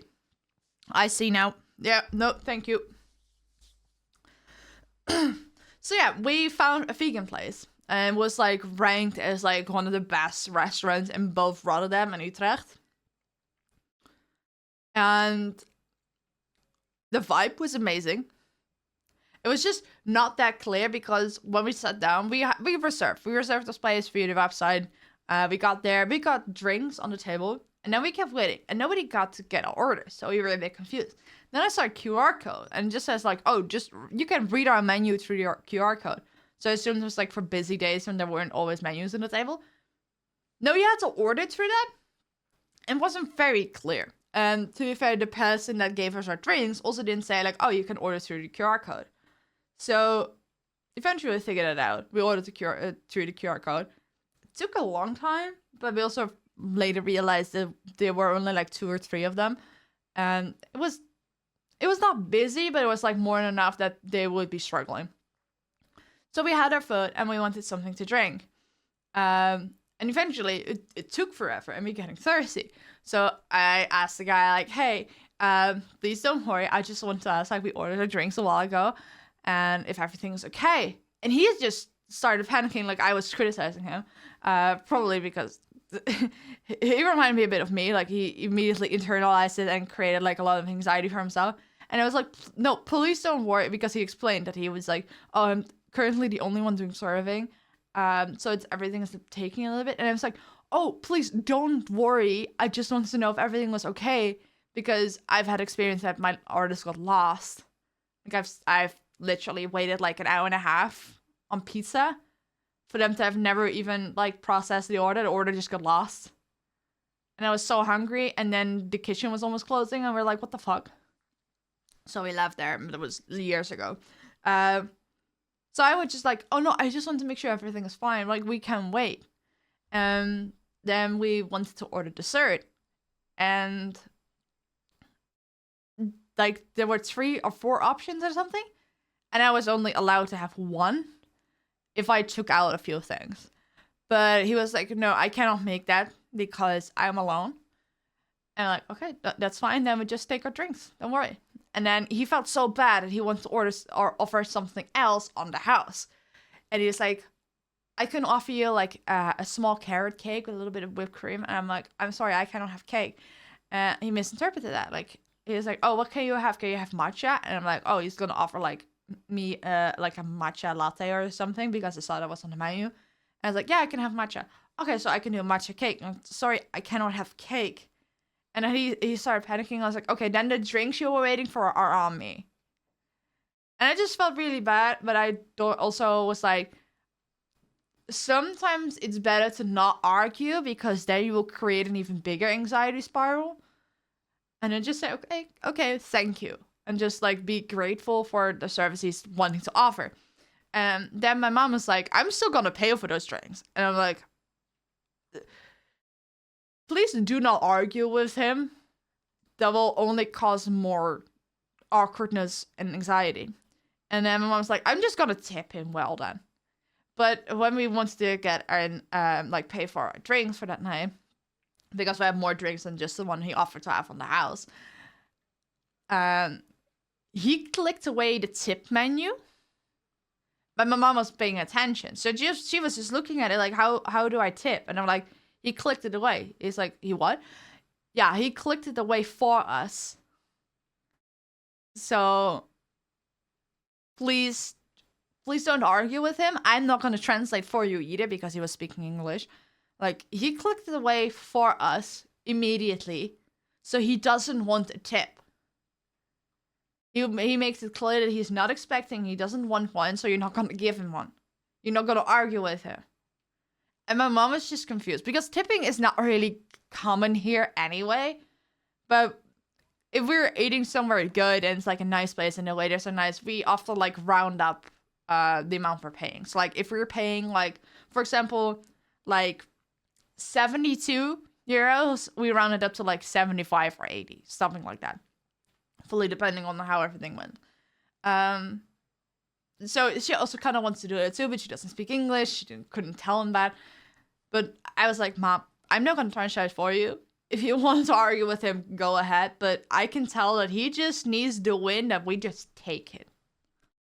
Then he feels good about himself and we're going to leave. I felt so bad for him because he was trying, and I wasn't even trying to criticize him. I was really trying to be like, hey, you're doing a good job. I just want to make sure everything is fine. And, man. So, it's called the Copper Branch. It's in Rotterdam and Utrecht. The vibes are amazing. The food was amazing. So, if you're ever in either of those cities, you need somewhere vegan to eat, I definitely recommend it. Especially the servers are so nice. Like, it was him and a girl, and they were like so kind and welcoming. And like, frankly, the only other places I've seen that was like this Indian place. Like both Indian places I've been in my life. So, highly recommend. And they were trying their best. You could see that they were understaffed and trying their best. So yeah, that was like our battle with trying to find food a second time. And I was like, okay, well, I still have kind of like energy, like social energy, which is surprising because physically I was beat. So I went up to the rooftop bar again to hang out with everyone there. And now more people was there. Dreaming was there as well, finally. I hadn't seen it the day prior. Bank was there, kind of sober, I think. I assume he was sober when he walked in. So actually I could have a conversation with him now. And eventually more and more people came in. So I felt bad for like the other hotel guests because everyone kind of knew each other or like knew people in the group. And then this thing started. So we were like sitting in like the main part of the bar. And everyone just like kept putting chairs next to it. So eventually we're sitting in a giant circle. So I was explaining like, oh, this just looks like a Dutch birthday now because we always sit in circles. And then Default starting to be really freaking funny and being like, Ezzy, you have to stop putting the word Dutch in front of things because it sounds like a sex thing. He screamed across the bar. It's like, more people than I really wanted heard that. And then every time I tried to like talk about stuff, he kept being like, oh, that sounds like a sex thing. That sounds like a sex thing. And I'm like, my freaking guy. It was so intense. And then we tried to explain what Dutch birthdays are. So, okay, to give you an idea. In the Netherlands, we just sit in a circle. And I like literally, usually there's like some chairs and whatever in the living room, right? So there's just chairs put next to it, and eventually you just sit in a circle that's ever growing the more the people come into your home at the birthday. There's nothing special going on aside from it's in a circle. And people sometimes switch places when they like get something to drink or like go to the bathroom or whatever, or like a space frees up so people move. So you're sitting in different parts of the circle, but it's still a circle. And then I unironically pulled up some pictures from my own birthday, like a month-ish ago. I was like, look, we're sitting in a circle. 2 circles even. Because there wasn't enough room in 1 circle. And people were like, oh, I thought you were joking. I'm like, no. No. Absolutely not. This is something we do. I don't understand it. It's really funny. Also makes for easy parties because you just put a lot of food on the table. Everyone gets something, and once in a while you ask them if they want something to drink. And we finally trained our family, or at least my aunts, my mom's sisters, to just get their own stuff. They know where the fridge is. Fantastic. Absolutely phenomenal. Which is really, really funny to me. Yeah, no, that went on, and somehow Default and I started talking politics, mostly because, well, we have one giant white-haired baby, right-wing white-haired baby in the United States. And they had one in the UK as well, and we currently, well, no longer, have one as well. So I was like, well, this guy is just being racist and wants to close the borders, and luckily nobody's really taking him seriously in his tantrums, like threatening to leave the cabinet and like have the government fall and everything. Lo and behold, the day after I came back, I woke up in the morning and my Belgian friend DM'd me like, oh look, the Dutch government fell. What a shame. I was like, how the fuck did you find that before me? I just woke up, my guy. Yeah, we were talking about that, and it's funny that like a few days later, it actually escalated to the point. Dutch people sit in circles because of their latent, deep-seated yearning to take over the whole world. I mean, the biggest thing we tried to do was like get spices and everything, and get trade deals with countries, and then culture evolving to never ever using those things aside from coffee. There's a lot more to that, obviously, but it's not quite as bad as England taking over literally everything. But to be fair, New York used to be New Amsterdam. There is a timeline where everyone spoke Dutch instead of English. You should be happy that that's not the case, because you would have fucking cried. Yeah, no, there's a lot to unpack in my country's history, yes. But the spices thing, it will never not be funny. Because, like, what do you mean? You did all that, ruined so many countries for spices. And now, like, if you put in too much salt, people call it spicy. Nothing tastes like anything here. Like, unless you have, like, some really good gravy and applesauce, right? But, like, Dutch cuisine, it has to be adapted quite, like, severely by, like, restaurants and, like, Michelin star stuff and, like, fancy stuff for it to taste like much. Sounds like karma. No, that sounds like the saddest story in history, not gonna fucking lie. Okay, it's not, but, like, you get what I mean. Because if it was karma, it would actually make it that people here are suffering. The only people here are suffering are, like, people that are, like, food culturally aware. Because there's a lot of people that just love their good old-fashioned Dutch stew. To be fair, that can actually taste really well. But again, with a lot of spices, that wasn't originally part of any of the recipes. That's, like, kind of new. It's so sad. And, like, the funny thing is, everyone that came to Rotterdam, like, they wanted to try the Dutch food, right? It's like, most people have heard about kapsalon. It literally means barbershop. But it originates from immigrants having a barbershop and them starting to sell food on the side. It's like they just took, like, regular Dutch fries, put on, like, some kebab or doner. It's the same, doner kebab. Laddered it with, like, salad and sauce and everything. And that became so freaking popular. The only Dutch part in there is that the way Dutch fries are made, it's like slightly different from like Belgian fries, French fries, even German fries. Like there is something to it, but it's not specifically special. But that's the only Dutch part about it. A lot of good food in the Netherlands is like a cultural blend from immigrants. Like specifically, like the Turkish and the Moroccan immigrants. They had a lot of impact on our fast food. Wonder what Default would think about it? Oh, yeah, no. For the people not in on like a specific joke. So like the Dutch word for whipped cream is slagroom. But if you read it in a British way, it just sounds like you're saying you have a room full of sluts. And for some reason, for the British crowd, that's like the funniest thing ever.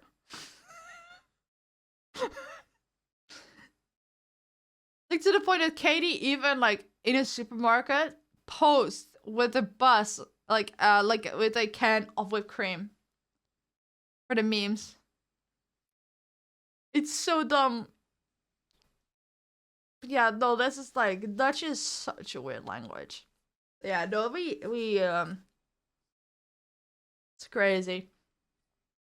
It's hilarious if you think about it, how many different cultures are like baked in with things.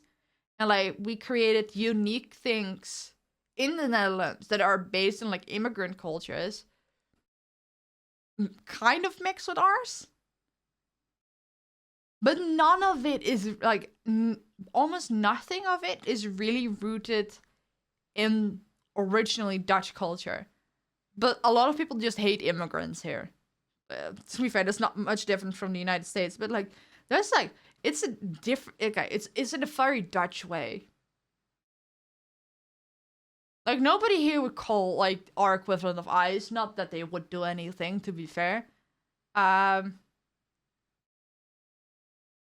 But it's so sad. Like a lot of things that like helped Dutch culture survive were immigrants mixing in their own roots. Because we as Dutch people are not doing a good job at anything. Yeah, that was Saturday night. And I was like, oh, I'm not gonna stay until 1 again. Jokes on me, I stayed until 1 again. But I also was struggling because the season finale of Doctor Who came out that day at 6 p.m. So I had to stay off Twitter because I knew I would get spoiled. Because even at home, I would wake up at like 10 a.m. But because it came out at midnight BST, the episode would have been out for like 9 hours at that point. So all the Americans would have already watched the episode and put all the spoilers on Twitter for me to see when I woke up. And so like a big cameo in like the 5th episode got ruined for me because people just straight up posted screenshots of it. Like a bunch of other things too. So I was like, I do not want to see anything because it was still kind of up in the air whether Shuri would regenerate, and what the fuck would happen, how it would end, and very little was known about the last episode. They kind of kept it under wraps really well, and it was like, there's just no way he's gonna regenerate, right? Like, there's just no way. Because we haven't heard about who could be the next Doctor. However, I had heard rumors, and I was talking to a few people on Doctor Who fan Twitter, and we all came to the conclusion like, nah, this feels like bullshit. Like, nah. Turns out the rumors were true, the leaks were true, all of it. So I think everyone has seen it by now. But yeah, he did regenerate, and who the fuck did he regenerate into? Billie Piper, aka the actress that plays Rose in like the first couple seasons of the revival. So, and we don't know anything else because she isn't credited as the Doctor. In the credits, you have Shuri Gatwa as the Doctor in the credits, and then guest appearance. I'm not gonna spoil that one. Guest appearance as the Doctor. His previous Doctor came back. And then introducing Billie Piper, not as a role. Usually, when there's a new Doctor, they would say introducing insert actor name as the Doctor. They didn't do that.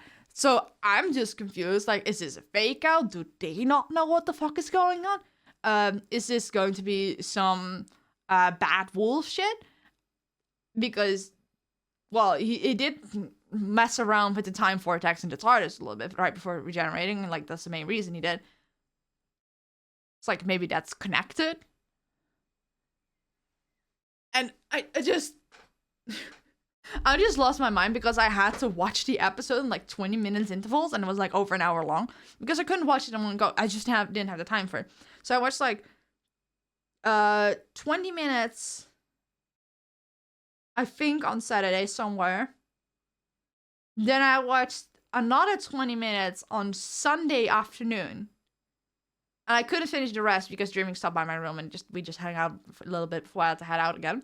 And then I watched the rest after I came back from PremierCon. It was like 2 a.m. I watched the last 30 minutes and I just sat there in my hotel bed. My mom was sleeping next to me and I was just sobbing because I had no idea about anything would happen. I was like, no, please say psych, please say psych. And then no, there was no psych at the end. And then regeneration happened and I was like, what the actual fuck?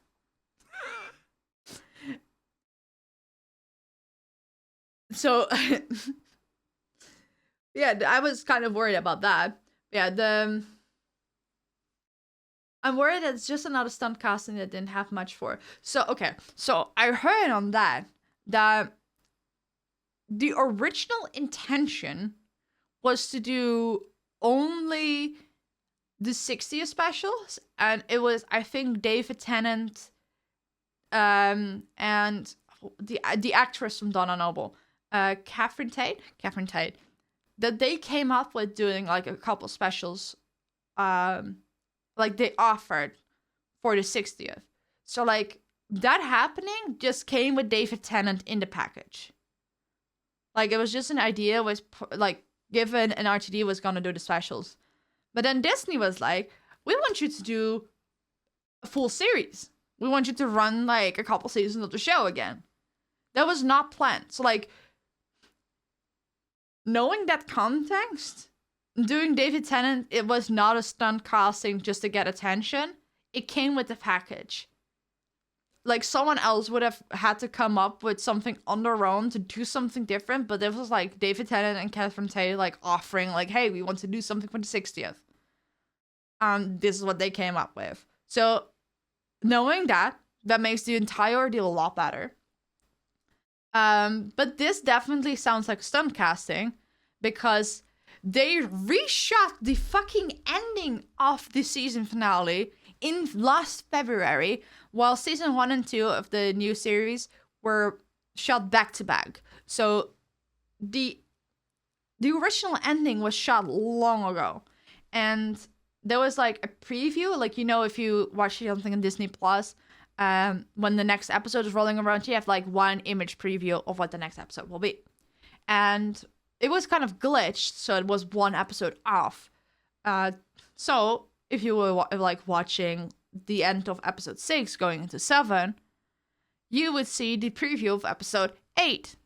So everyone was like, okay, this looks like a fun party. It doesn't look like Shuri's gonna regenerate. They're just celebrating. Like, we could put things into context based on context clues. But that never happened. So they reshot the entire ending so he would regenerate. And to be fair, the last 25 minutes of the episode are a giant mess. Like, a giant big fucking mess. Let me grab the image real quick. Where the fuck is my chat with Evan?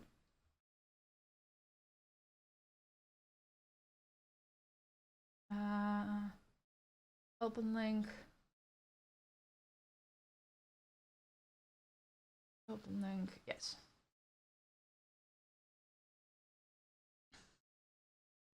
So like,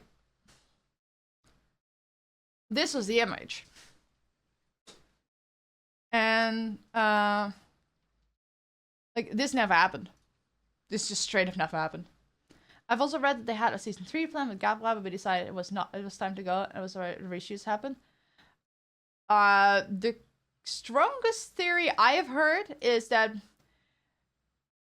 we knew there was gonna be season 1 and 2, because that was like the whole deal of Disney doing 1 and 2. But they had to renew for season 3. But they would start writing for season 3. Like, Russell had said that he had written or like started writing season 3 like a while ago, when I think season 1 was airing, right?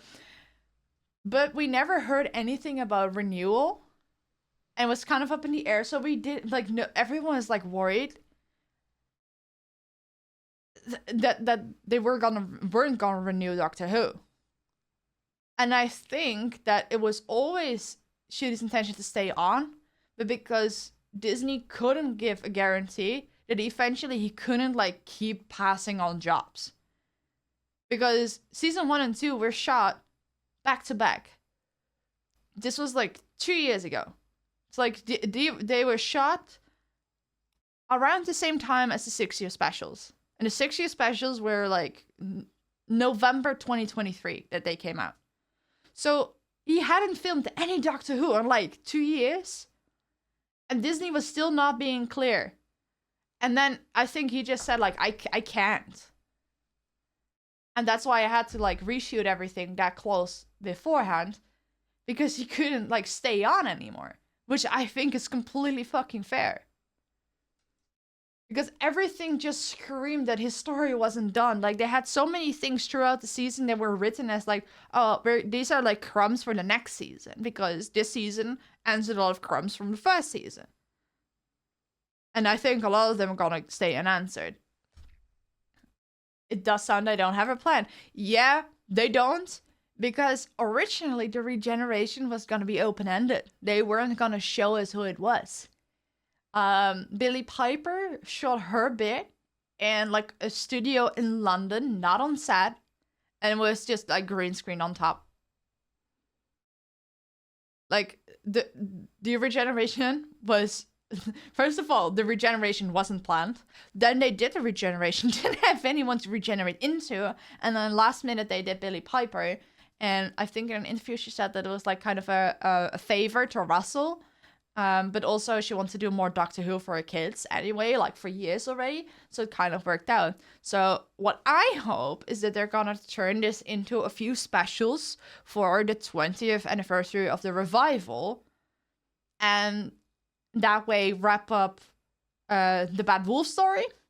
Wrap up the Bi-Generation completely. Get rid of the last incarnation of David Tennant.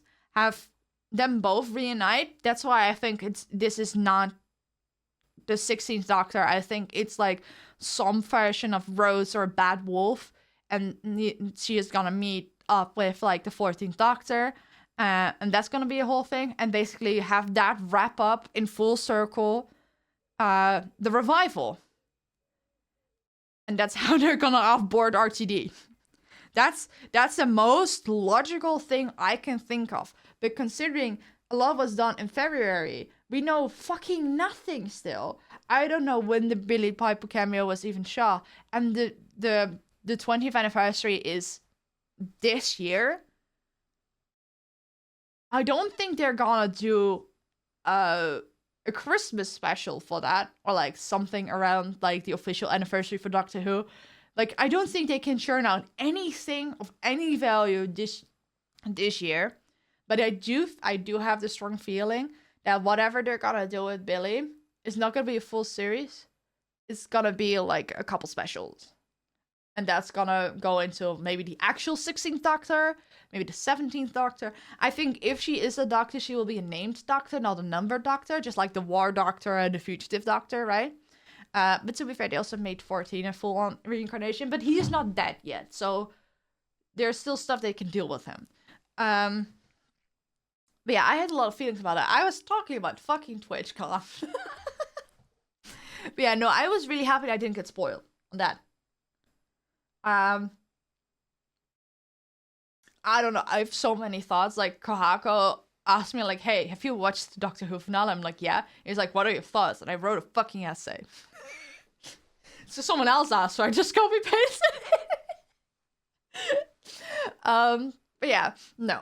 Sunday, I woke up. I wasn't doing very great, but previous to TwitchCon, this Sunday was rough. 2022 in Amsterdam, I drove to Amsterdam myself in the morning, went there, got back. But because I left so early, I was like 10 a.m. I was in Amsterdam. I was there the entire day, especially because I wanted to meet up with Mudan, who wasn't there until like almost 5 p.m. And then I really needed to leave because I was overstimulated. I was feeling sick. And I was like, if I stay longer, I cannot drive back safely. And the next day, I was feeling so nauseous and sick from overstimulation that I just couldn't go. And similar thing happened last year. I was staying in a holiday home with my parents. I woke up in the morning. I was doing so poorly. I could get barely out of bed. I could barely eat anything.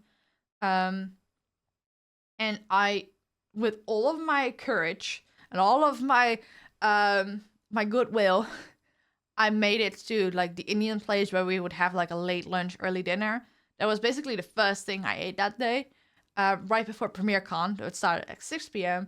and then we'd be drinking all night. And then I was picked up at like midnight by my parents. Originally, I thought maybe 11 because I wasn't feeling too great. But it became midnight and that was really good. This year, I wasn't doing too great, but if I had wanted to go to TwitchCon, and there was like absolutely something I needed to do there, I would have gone. But because I kind of already did everything, I was like, I couldn't just choose to not go for day 2.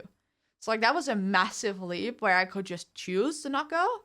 And like I dropped off my mom at the metro station so she could go see my cousin. I went to a comic store, bought some manga. I went to the supermarket, got me some lunch. Also, what do you think I can have for lunch at the supermarket, aside from like just a few pieces of fruit? Like a salad, like a meal salad. And they have like 12 different options. And do you know how many I can eat? 1. Because all of them have freaking pasta in them.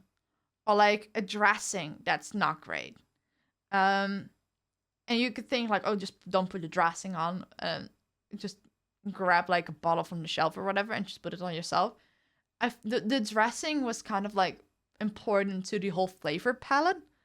So that wasn't really an option. Or it was like Pokeball again, which I already had like on Friday. And the day after I had another bowl, but it was like vegan pulled chicken with beans and something else, but it was still rice, right? And it was still a bowl of sorts. So I got a Mexican salad with like little tortilla chips. It was really good. That was, yeah. I'm just sad that was like, I only have one option, but I'm already glad that there is an option because at other supermarkets there's sometimes none, right? But we were gonna go out for like a late lunch, early dinner again this year. Can you guess? At a Mexican, like a Latin American place. And can you guess the only thing I was allowed to have? It was a salad. It was a really good salad. Like it had chicken in it, and it had mango, and it had like pomegranate, and it had like all different kinds of fruits, and like meat in it. I think beans as well. So like it was a really filling salad. I had like some sweet potato fries on the side. It was really amazing. Yeah, I was kind of envious of some stuff that a lot of people could get. Like especially that I couldn't have some churros for dessert. I freaking love churros. But I was already glad I could eat anything, and that's why we went there. Like we dreaming got like the place together. The whole plans for lunch / dinner fell apart, by the way. So what was intended to be a group of like 10, I think we were like 4 at arriving. Breeze came later, only had dessert because he already ate with Mifu and a bunch of others. And Lexi and Dreaming came for just a few drinks, and they had to leave. But what was good from the whole interaction is that I got a whole bunch of candy from everyone. Like, they gave me gifts too. So, like, I got... Oh, I'm still on this screen. Why am I not on full screen? Holy shit, I didn't know how to say anything. I got these chocolates from Bank. These are vegan chocolate, and they're freaking fire. I also started realizing why people are always complaining about mint chocolate tasting like toothpaste, because I can maybe literally show you. Because the stuff inside, it also just looks like toothpaste. But in the Netherlands, anything mint chocolate is like really subtle and like it's not that complicated.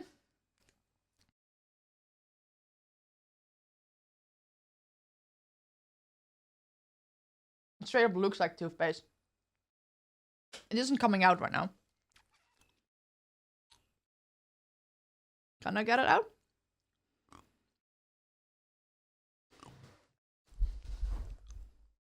It just looks like toothpaste. But I think it still tastes great. Even though I now understand what people's problems with it are.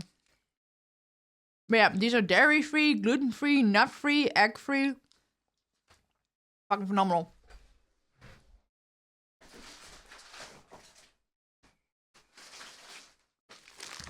I got a lot more. Got a whole bar from the same brand from Bank. And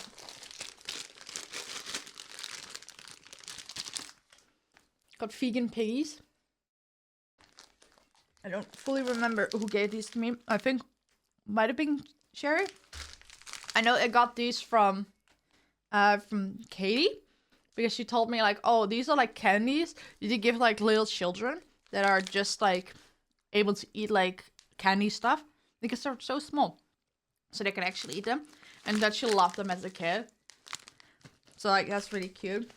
And then Breeze, I love Breeze's like chaotic tactic. He just bought a whole bunch of chocolate, being like, okay, at least one of them should be fine for Ezzy, and like the rest, this should be something for anyone that is like within that taste. So I got these really dark chocolate from Breeze, and I cannot wait to dive into it.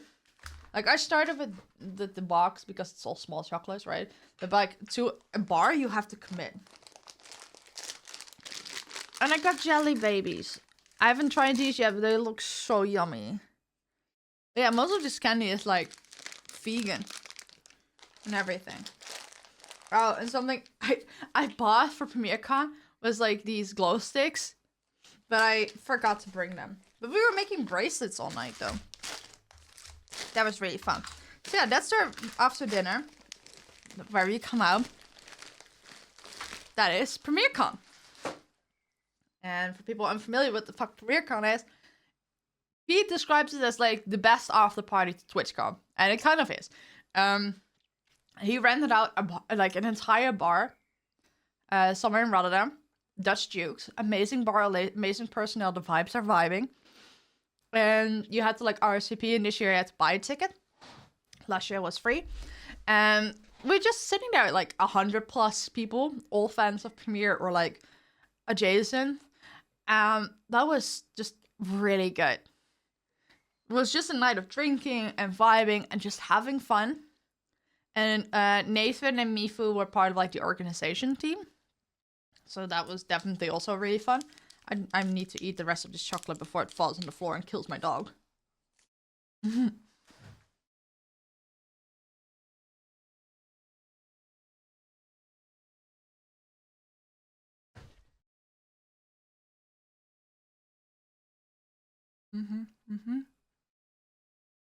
Oh, sorry, chocolate is making me so anxious because I love chocolate, but it kills dogs. And I only have a small dog, right? But yeah. Train of thought. Yeah, it's really fun. So like last year, we accidentally found the perfect place to just sit with a group, right?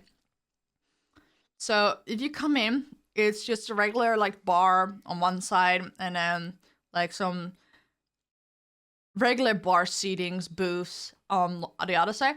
But if you go down one stair, because you have to go downstairs to go to the toilet, one stair, and you have like a little nook with like a bunch of booths and like a bunch of like bar tables, but nobody really went to sit there.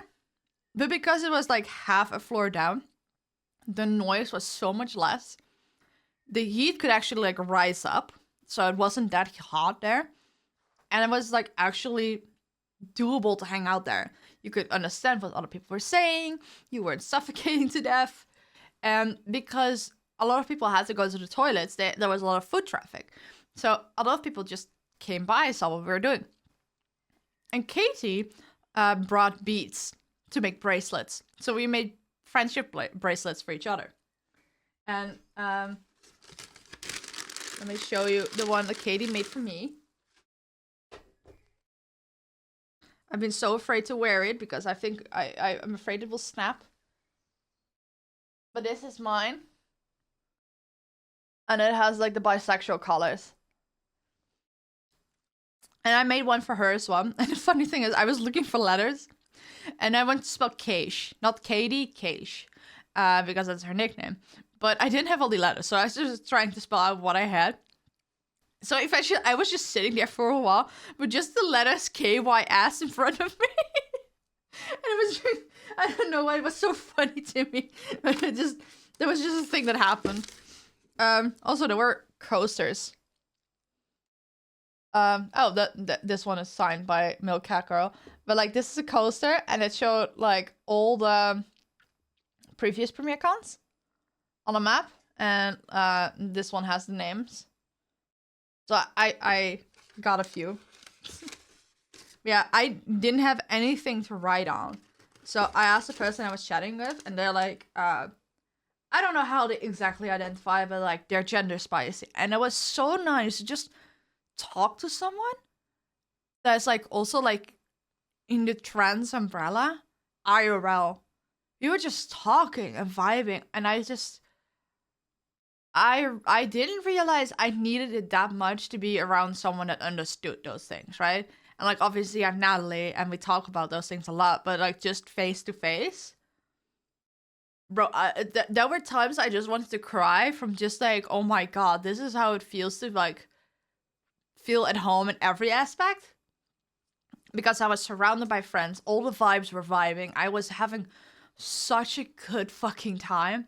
And then on top of that, I also met someone that understood my gender struggles, even though it was like the other way around. They're like AMAP. That was so nice. And like they were at the table where we made bracelets all night as well. And that was just so nice. Like I especially just, I don't know, it also helps the autism to just be busy with like little beads and colors and everything. I also realized that my color vision is not as great as I thought it was. Like there was sometimes that I thought like, oh, this is like a teal blue. And I held like flashlight on top of it. And it was like bright green. I don't know how that happened. But yeah, IRL definitely hits different. It also brings me like early in the night, I was like getting another important detail of the layout. So like we had like half a floor down where we were sitting. We also had half a floor up, and that was where the VIP area was. So Pete's friends and like bigger streamers would be sitting there. So Connor was there as well, and the bar where you had to like order and wait for your drinks like was right in like the same corner as where the stairs were. So I was just waiting for my drink when Connor just rocked up, and I just greeted him. And last year I was dying of nerves where I almost freaked out that during one of Pete's speeches, he was standing like not that far behind me. And I heard him like do like, woo, at one point during the speech, right? And I knew it was Connor because his voice and all his inflections are just ingrained in my brain. And I almost like started panicking right in that moment, like, oh my god, he's behind me. Later in the night, I went up to him to like get something signed, and I just say hi and get a selfie and everything. But that required like 5 beers, a lot of courage, and afterwards I just like crumbled, right? And this time I casually ran into him, just greeted him like you would greet like a friend, not a streamer. And he seemed to recognize me because definitely you can tell when someone just looks at you because you were greeting them, or like they faintly recognize you, right? You can tell. And he was like we talked shortly, and I complimented his shirt. By the way, he has actual drip. He just doesn't wear it on the content. His outfit was so freaking good. Like it like to the point it gave me like gender envy. That's how good his outfit was. So I complimented him on it. But also, I had my drinks and I need to pass him. So I asked if I could pass. And I don't think he heard me or something. So he thought I was pointing at his shirt. So he was like showing off his shirt. And I was like, no, I need to go past you. And then it was something about like that casual contact that made me feel really good. But also I think it hit him that like, oh, this isn't a person that just wants to keep my attention. Because his entire demeanor like kind of changed in a good way, and I kind of like that. And then I turned around like, oh, by the way, Connor, we're making bracelets downstairs. If you want one or like want to make one, you should come by. And he just looked at me. He's like, yeah, I can come by later. Lo and behold, he actually did a couple hours later. And then he came in, and he was like, wait, you're actually making bracelets? And I'm like, why the fuck would I lie about that?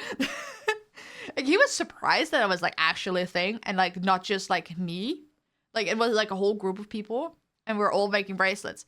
And he was just like, wow. So I asked him, like, what his favorite colors were, and I'm like, I'm gonna make you one. And he's like, are you sure? I'm like, yeah, why not? And in the meantime, he struck up a conversation with Lexi and Dreaming, and I overheard a little bit, and I just need to share because it also helped me a lot, because I've definitely struggled while working under him. Even though it was like by a few degrees. I worked on this channel, for people that don't know. I worked on Connor Clips for like a year and a half. Like just when it just started out, Mudan was doing it, and then I took over a couple months in, and I did that for like a year. I think a little bit more. And I basically was the person that did all the thumbnails for a long time. Now, Dreaming and Lexi took over the channel, so they're doing both the clips and the thumbnails, and they're doing an absolute phenomenal job. But it's fine. It's like nice to have someone that is relating to me and how I worked on the job, being like, okay, it's definitely a struggle. So I overheard him talking to them because they met the year before, and Dreaming is like part of the original 93%, I think. So Dreaming has been around for a while. So like she and Connor are familiar. But I heard him like ask like, hey, are you guys doing good? Are you guys being taken care of? Are you like making enough money? Like, I just want to make sure that you're doing good, right? And even though I do admit that I would have loved to have a conversation like that, but by the time I met him, I already didn't work on the channel for like a while. So like I didn't really want to bring it up, but Lexi did. Lexi or Dreaming, either of them did. I was kind of drunk at that point, but one of them did. So so last year, Connor's reaction to that revelation was like, oh, by the way, me, Lexi, and Ezzy, we worked on your channel, on your Clips channel. And you could see, like, Connor's demeanor change in real time. Him just looking horrified, like, oh my god, I'm so sorry. It was, like, the funniest thing he ever said. But, like, the whole interactions this year were just different. And him just making sure that they were okay and being looked after. And, like, just... I heard that while I was making the bracelet, right? Because that's the stupid thing about autism hearing. The person talking next to me, I couldn't hear a single thing they were saying. But Connor standing a few meters away from me talking to someone else while I was busy, I can hear things being said. So I heard that, and I don't know, it was kind of healing that he was like taking care of like making sure that everyone's fine. Because for people that are fans of trash taste, it's not that long ago that Connor realized that Mudan isn't the only person working on his channels, that Mudan actually has people editing for him, right? That's not that long ago. I think a year, a little over a year. Yeah, because it was already a little bit by the time TwitchCon last year happened. So just to hear him say that, and fuck those, I knew that Lexi and Dreaming needed that to hear that. Because it's not easy to work under a big creator, especially if you never get to talk to them, because you get so self-conscious and you want to do it right. And there's a lot of imposter syndrome in there as well. Sometimes just hearing that the person cares is just means so much, especially because we're all kind of working through Mudan. I don't know. I really appreciated hearing that, even though it was not to me, but it was to my friends, and like the fact that he acknowledged that hard work. That was a really good interaction. Yeah, I made him a bracelet, and he like, you know, when content creators, like when they get gifts, like they're obviously excited, right? But I don't know. I saw a little flickering in his eyes, being like, "You actually made a bracelet." Being like, "You just did that." I don't know. That felt also really good because he was like surprised to a degree, and he really appreciated it. And obviously, there's also like some bias because it was like an interaction towards me. But the whole thing just felt good. Because last year I felt like an annoying fan, but now I felt like more person to person instead of like fan to streamer. And I explained like the like how I felt to a few friends, and like they could tell that things were different. I got compliments from people like unrelated to this conversation and stuff, like interaction, that my confidence rose in just a year time, and like also my energy and how well I'm holding up with things and how I'm doing socially. Like they just like unprompted gave me the compliment like, hey, you actually like improved a lot. That's huge. And then when this happened, I explained that. And also the people that weren't there last year, I gave them the TLDR of last year. And they were like impressed with me. And I know I'm like giving myself a lot of compliments here, but I was feeling so good in that confidence. And I'm really, really freaking proud of that. I think that people that have been around for a while and like people that have known me for a few years, you guys know how big of a deal that is for me. Oh, and then there's a side story to this shit before I finish up PremierCon. Mudan was in town. Apparently nobody knew except Dreaming. And part of like us going to like early dinner was meant to be that he would like surprise turn up. I'm not completely confident in the story of events because I just heard from Dreaming. Because she came by my hotel room before I had to leave, and I was like, by the way, Mudan just messaged me that he's in town, asked me where I was, but I wasn't at TwitchCon, and I was confused, and he's now replying to me. And Dreaming's like, okay, you want to know the truth? Mudan was meant to be surprised for dinner, but then everything fell apart. I'm like, oh no, that makes kind of sense. But also, why the fuck didn't he, like, as soon as that fell apart, didn't he just message me earlier? Because if I had known, and Mudan, if you're watching, if I had known you were coming to TwitchCon, maybe like a couple hours earlier, I would have been there. But I already made the decision to stay in the hotel, and I, at that point, didn't have time to go back and forth again, even if I had left then and there.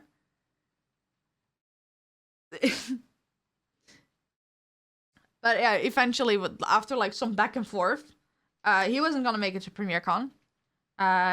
We were in a restaurant. So I just sent him the location, but he had to leave again already. So apparently, from what I heard, he just took a train from Estonia in the morning and left in the evening. That was, I don't know. But to be fair, I also grew in that because if it was a few years ago, I would have been a lot more anxious around him because, well, we were friends and we were working together, but he was also like a streamer and stuff, and I hadn't really experienced with that, and my social anxiety was really, really bad. So if it was a few years ago, I would have like scrambled there and then to make it to TwitchCon, even if I didn't know for sure he was there. And I was a lot more calm and like, I'm around. I'm going to like PremierCon later. I'm not far away from anything. It will work itself out if we were meant to meet today. So like that, honestly, that was good for me too. Being a lot more normal around my friends. And accepting that sometimes friends like, hey, you don't have to scramble to do anything. Do things. Yeah, it's a very Mudan thing to do. Surprised he didn't hire a motorbike. Ugh, I don't think he would have come anywhere in Rotterdam using a motorbike. It's a lot easier to just take a metro, honestly. Yeah, apparently he was at the hotel later. Shortly after I left, apparently. Where he chilled with Katie, Default, Mifu, and like a whole other group. I saw some pictures. And obviously I was at a restaurant, like 10-minute walk away. Yeah, no. Next year. For sure. Honestly. that was such a weird side quest in the whole thing. And apparently I wasn't the only one he messaged. Like the whole group. And nobody knew what he was doing. Except for Mifu. Because he was actually there. But yeah. PremierCon. There was at some point, like, I brought a marker. Because I was like, okay, last year everyone was using a pen for, like, signing everyone's badges. And I was like, I need a marker this year because that's just a lot better. I didn't bring my badge. Mostly because I have 3 signatures on there that I didn't want ruined or scratched or filled with beer. Because my one from last year was like, there was like a bunch of beer that fell over it. So it became wet. So like some signatures faded a little bit. I was like, I'm not going to do that again. It was a good thing, to be fair, because if I did decide to take my badge, this year it's not cardboard. It's like an actual like plastic pass, like the same material as like a bank card would be. And yeah, no, that was. But I didn't bring it with me in the end. But I did have the marker. So there was a bunch of people that did bring their badges and everything to get things signed, and I had the marker. So that marker kind of went around during the night. And at some point, Dreaming needed my marker. I gave it to her. And then later, Sherry came. And she needed a marker to have people sign her scarf. And I was like, oh my god, you're a fucking genius. I have a scarf too. I can have people sign that. Well, and because it was a scarf, I only wanted to have like Pete and Ian and everything on there. So I told Sherry, like, I don't have my marker, but Dreaming has. You should go look for her. So Sherry went. I was like, I'm gonna do that. Eventually, Dreaming came back to our table. I was like, did you see Sherry by chance? Like, did you give him a marker? And she's like, your marker? I'm like, yeah, I lent it to you and never made his way back to me. So I told Sherry to get it from you.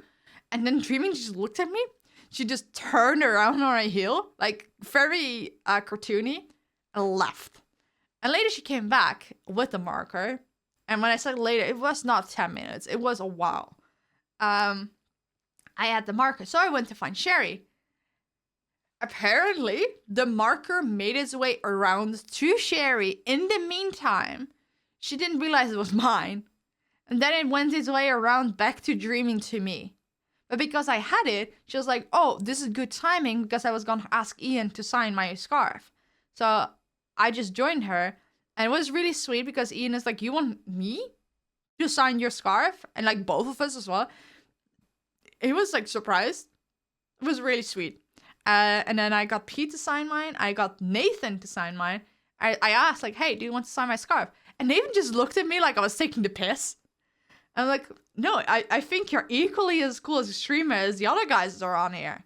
And he just looked at me. I don't think he fully believed me.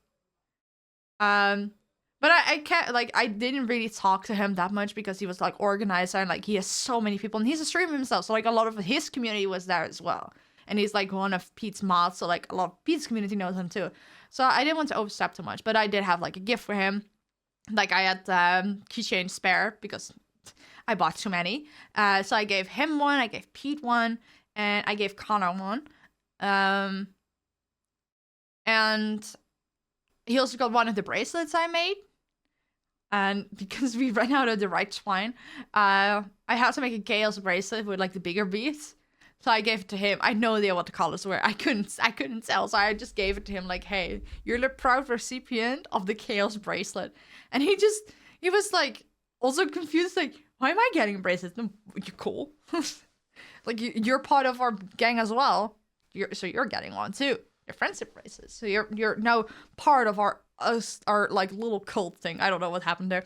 There was I don't know. I'm not very good socially, especially when people I haven't talked to that much, and especially if they have a lot of other people that want to talk to them. So I kind of like stay behind, right? To be polite, but also I am not great at like getting between conversations or like inserting myself in conversations with people I don't know. So I'm doing this thing that apparently is called pabbling, where I just bring little gifts once in a while. So I gave him a keychain, I gave him a bracelet at some point, I asked him to sign my scarf, and before I left I was like, hey, it was really good to see you, and we hugged, and he was like, it's so good to see you, thank you so much for coming. I'm like, yeah, of course, we're friends. Like, I might not be around that much, but hey, these events are awesome, and I want to come see you. And it was just really sweet, because, I don't know. It reminds me of the first time at TwitchCon, I was at Evan in uni while Evan was signing a bunch of stuff, and instead of getting Evan's signature, I sent to uni, he got his instead. He was like, wait, really? Oh, yeah.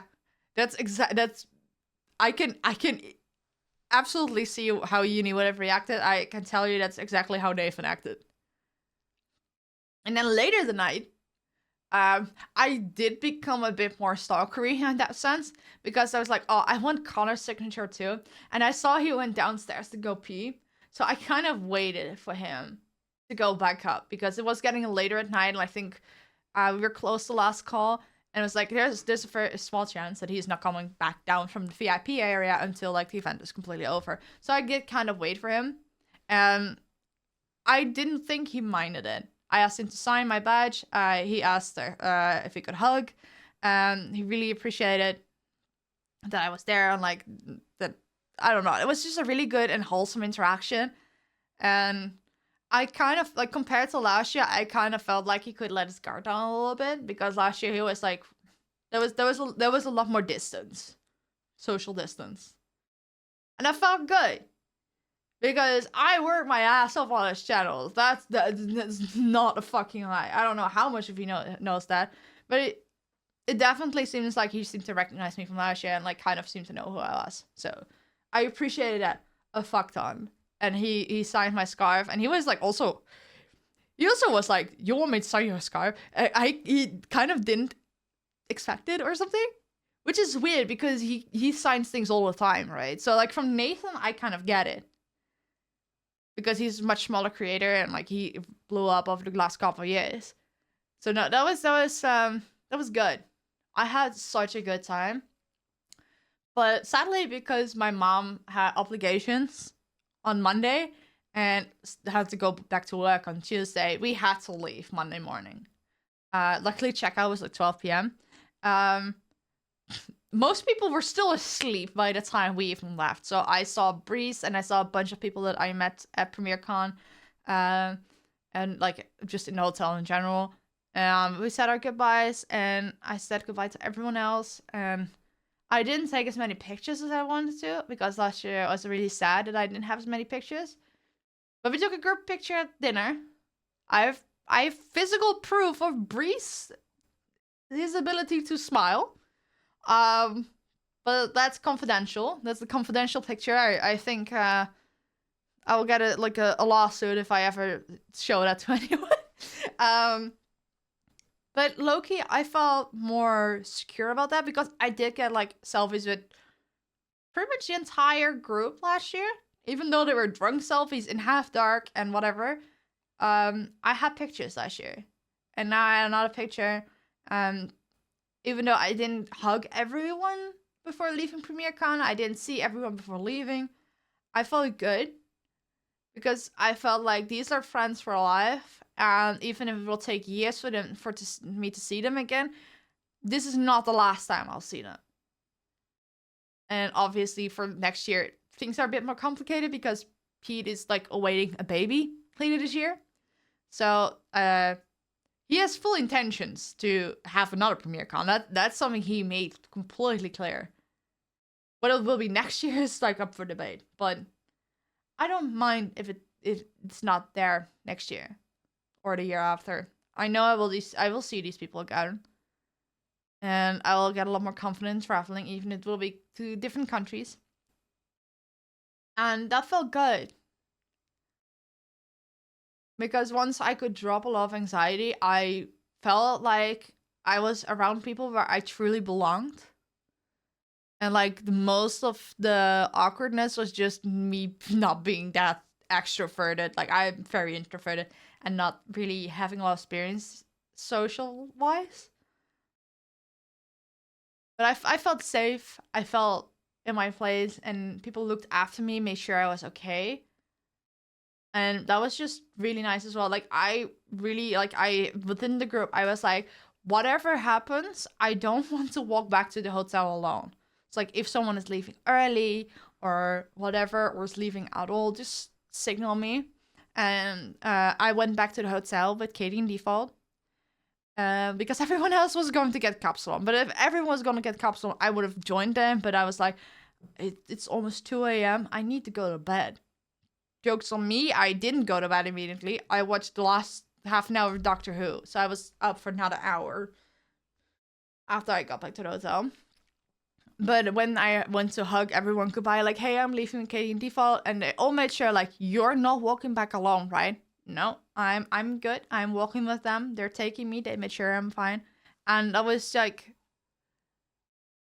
I think for the first time in a long time, I realized what friendship really is, because it's not that complicated to do, because you're friends. That's like something that's supposed to happen, like that people take care of each other.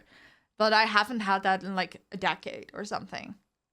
Especially not IRL. Like online, people are like so sweet and caring, but to have that in physical spaces, that was emotional. And I almost feel like crying just saying that. So no, that was great actually. Also, I'm gonna take out the second part of this this stream title, because that's not happening today. Maybe tomorrow, but not today. I thought maybe, story time is gonna be an hour, and then we go watch some probably some State of Play. I've not watched any of the showcase because they all happen at night for me. But then tomorrow we're just gonna watch a bunch. We'll see. No, that was a really freaking good experience. And I'm so glad I went. I still don't regret not going to Paris, because everything I heard about that was miserable. Like, PremierCon was miserable, the temperature was miserable, the city was miserable, the convention was miserable. The restaurant bad pig! No, like, yeah, no, I'm good. Paris in it, yeah. They were aggressive though. What the fuck, man? Yeah, no, I for everyone that was there last weekend, I cannot put into words how much I truly appreciate every single one of you. Even if I was spacing out, even if I wasn't always like present or holding the perfect conversation, I felt alive and safe and comfortable and loved. And I really, really want to thank you for that. Because honestly, it might have genuinely changed my life for a bit. Because I don't know, I had like a genuine mental shift after coming back from TwitchCon, despite being like pretty like sick and tired the whole week. There were like certain projects I finally published or like started working on instead of like only theorizing. Like the whole thing with my Patreon, I was already working on it kind of, but I finally made a published tier, so like soft launching it so like people can actually access it. Like I was super anxious about that. But now I'm working on other things. I decided to make to start writing newsletters.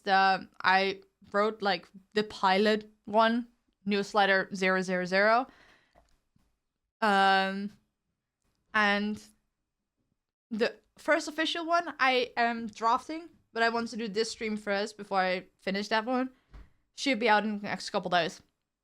And that one will be for free on my Patreon at least every month, every few weeks. I have plans for other content. I have plans for dedicating more resources to both of my YouTube channels. Maybe putting aside my second channel for a while until I've got both up and running again. But like I felt so inspired and a lot less scared about things. And that was such a good change. I needed that so much. And just being away from the internet for 3 days, like, even though I was still on Twitter, like, I wasn't at home scrolling or just behind my computer. I was just out and about for 3 days in a completely different environment. That was so good. You missed Mudan because of me, I'm sorry. No, Breeze, he wasn't texting you to avoid you.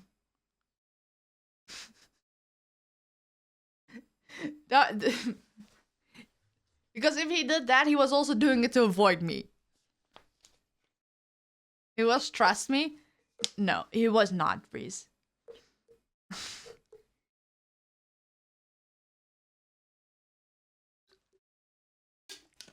Yeah, speaking of Patreon, might as well use it as a segue. I wanted to invest more time and effort into rewarding people that pay me every month. And that is like YouTube members and Twitch subscribers, but also Patreon. And a big reason why I want to start with the Patreon is because I don't want to put all eggs in one basket. And also it's a very public page where everyone can see everything that's behind the paywall, but you can get it through whatever way you're paying me. I currently have one universal tier. It's like if you're a Twitch subscriber, if you're a YouTube member, or you are a tier 1 Patreon, you get access to all the bonus stuff. And currently it's mostly like Photoshop files of my thumbnails, some stuff I found on my hard drive, like legacy graphics from my streams from years ago and stuff. But also videos that I never uploaded. Some I do have to like edit, but some are like half edited and I can just finish up. And like stuff that I recorded just never saw the light of day. And I will start putting effort into having content like that roll out regularly. And maybe like some exclusive content. But also, if you're in my Discord and you connect your account to Discord, you get access to secret channels. And one of them is sneak peeks, where if I am working on something, I will just share screenshots of that there. So, like, you know what I'm up to, some ideas I'm working on before they go live. And obviously, I do kind of talk about stuff on streams, but it's a bit more in real time, a bit more detailed, and a lot more casual. It's like, that's my first step in, like, rewarding people that do decide to pay me every month, even though a lot of people that are Twitch subscribers don't really expect anything in return. Aside from, like, emotes, but, like, just getting rid of the ads and supporting me is probably already a lot for them, but I kind of want to give back also as an incentive for more people to like get over the edge to subscribe. Even though currently ads is not the biggest factor because I don't even know if there are any ads running to begin with. But no, I want to put more effort into that, and maybe down the line there will be a tier 2 that's only like on Patreon, so I can use like some functions that are really cool that I can only replicate on Patreon. Because right now, I can show you that without like breaching whatever. It's like if you look at my Discord server, you have this category here, Patreon subs members. It's gonna get a better name, but it is like this forum behind the paywall, and it has all of the free stuff, like the stuff that you get for free.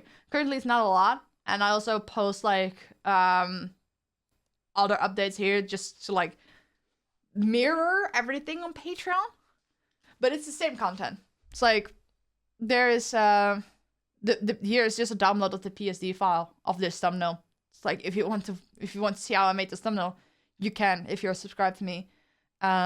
But also I'm mirroring the free posts, even if they're public. Even with the newsletters, I also copy pasted the newsletter here, so everything is mirrored on Discord. It's like basically just this like Patreon Lite here. This one is free. I also labeled it, but I also wanted to like have it mirrored here, so it doesn't feel incomplete, because I don't want to just have the paywall stuff here. I also want to have the free stuff here, so people don't accidentally miss out if they're not like a free member and don't get Patreon notifications and stuff. And by the way, this is like free, but you have to be a free member, and that's basically just pressing the follow button. It's like, honestly, if you want to help me out and you want to see my Patreon stuff in real time, you can become a free member right now. You can just press free member and you become a free member. It's basically just a follow button. And you can get my posts on your Patreon timeline. And you get notifications if you turn them on. It's like, there will be more free stuff. Like, for example, this is my old offline screen. And it's free for free members. Newsletters are public. Everyone can read them. Because that's just like a thing that I want to share across things. And I don't want people to have to log in to see it. But yeah, no, that's something I'm currently working on. I'm gonna make an updated version of this one, which will likely be paywall, but also for like a one-time purchase. But also other resources and stuff I want to put out for free. Yeah, I'm using this as like a Patreon mirror. So YouTube members and Twitch subscribers can have the same exact content. This will include videos. You'll just have to watch them very scuffly through Discord, but whatever. That's like, YouTube members will have the option to watch the videos through YouTube.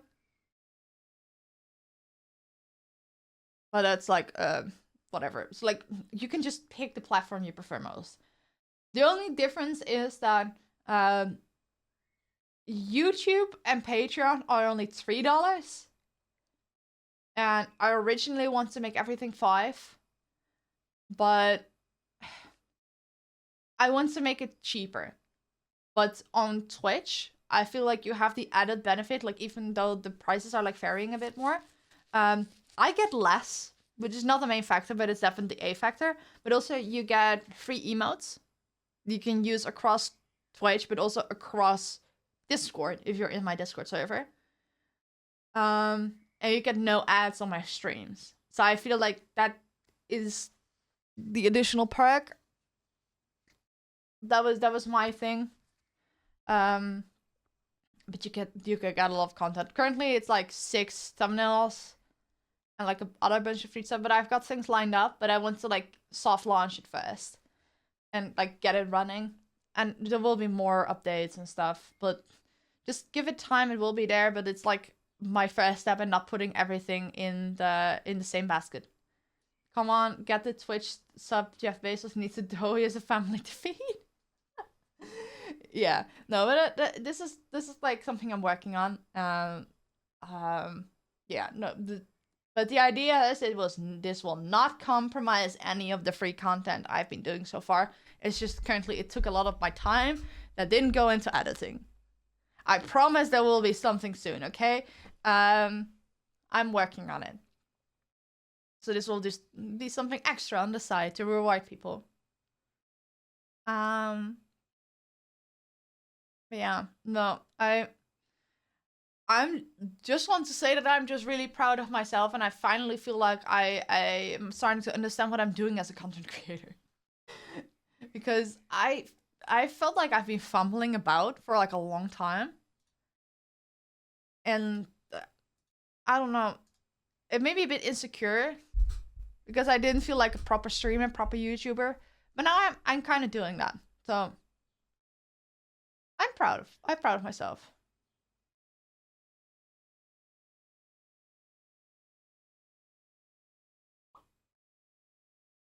So what else? Is there something else I want to discuss? Or should I just get off and then do more tomorrow? Good to hear. Thank you. I think this is good, and then tomorrow we can just watch some game showcases. Like, I haven't watched a single one, and there's like a bunch of things that are coming tonight as well. There's a non-zero chance that I will just sit down to watch the Xbox showcase tonight and just record it and put it on my VOD channel.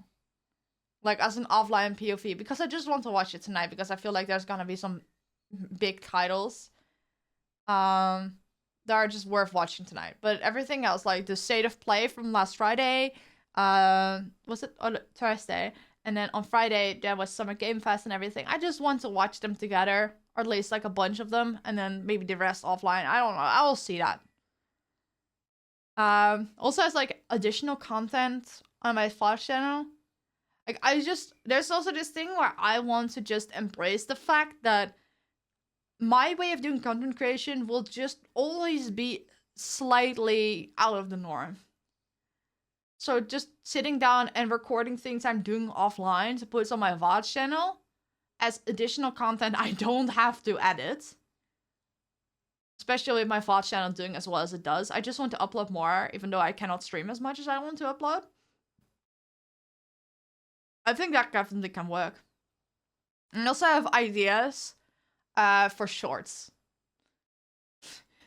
I'm not gonna say too much about them, because they're... I want to say they're out of my comfort zone, but it's more like they fit me exactly, but I was a bit insecure of how they would fit my brand. But then I always come back to the fact that my brand name is Ezzydesu, which just means like I am Ezzy, because I didn't want to restrict myself with anything. I just want to do what I like, what fits me, right? Just the silly things like watching Sinners with a fucking Lilo and Stitch popcorn bucket. Because that, like, watching a vampire horror movie with a cute as fuck bucket, that kind of sums me up. Because I'm just a big ass nerd. Oh, there's one more thing. There's one more thing that I've been wanting to play more games, and there's just, I can probably just tell you, like, it's not just a nerd of urgency, but it might also just be mental illness. I don't know. But being a freelancer is really hard to turn off and, like, move between work and stuff. So either I'm working all day, I'm not doing any work all day. Because switching off between two things is really hard for me. So, especially with how busy I've been over the last couple of years, I've just not been able to allow myself to play games. Or I'm just too tired to play games, so I'm just watching YouTube videos. But I want to make a conscious effort to play more games. Because despite how much lore I've been covering on my channel and stuff, and how much I love stories, and like I've started reading again on like a small scale, my initial love for lore came from World of Warcraft. And gaming was like my biggest love for years. But between I became a freelancer in 2022. I broke up with my boyfriend in 2021. And I was together with him for 4 years, and he and his best friend were like my daily gaming buddies. I played all of the Borderlands games with them. I played other games with them. They introduced me to League of Legends in a proper way. Like, I already played League before I met him, but like they helped me get better, and like they were my daily gaming buddies. I just hopped into Discord, and all day we would play games, and all these different kinds of games. And I kind of like that, because there was always someone to play with, but it also helped me keep up with new games. But now I'm just overwhelmed with new games. Like, I've been wanting to play Clair Obscur, but I also own a lot of games. And I just want to play more games. And there's like also a bunch of games that are only on the PS5, but I have a PS4, and I have more games unplayed than played. So I probably should get those first. Opinion on Final Fantasy 14, the Weep WoW. I haven't played it. One reason I haven't though is because I got so severely addicted to World of Warcraft that I feel like it will just tap into that addiction, whether I would like it or not, and actually be too far in the right direction. I feel like I will not be able to do anything but play Final Fantasy 14, and that's like the overcorrection I do not need in my life currently, even though I want to play more games. It's like that's the one thing, but I've seen a lot of people play it, and it looks like a phenomenal game. So I've decided that the first half of 2025 was me refining my footing as a content creator, and the second half will be me in my gamer era, and specifically spelled like this, because you know the meme where they say that gay people can't drive? Well, I can drive. I just suck at video games. So that's why specifically. But I finally started playing Death Stranding. And I really wanted to play it because Death Stranding 2 is coming out really soon. And I've been wanting to play it for a long time.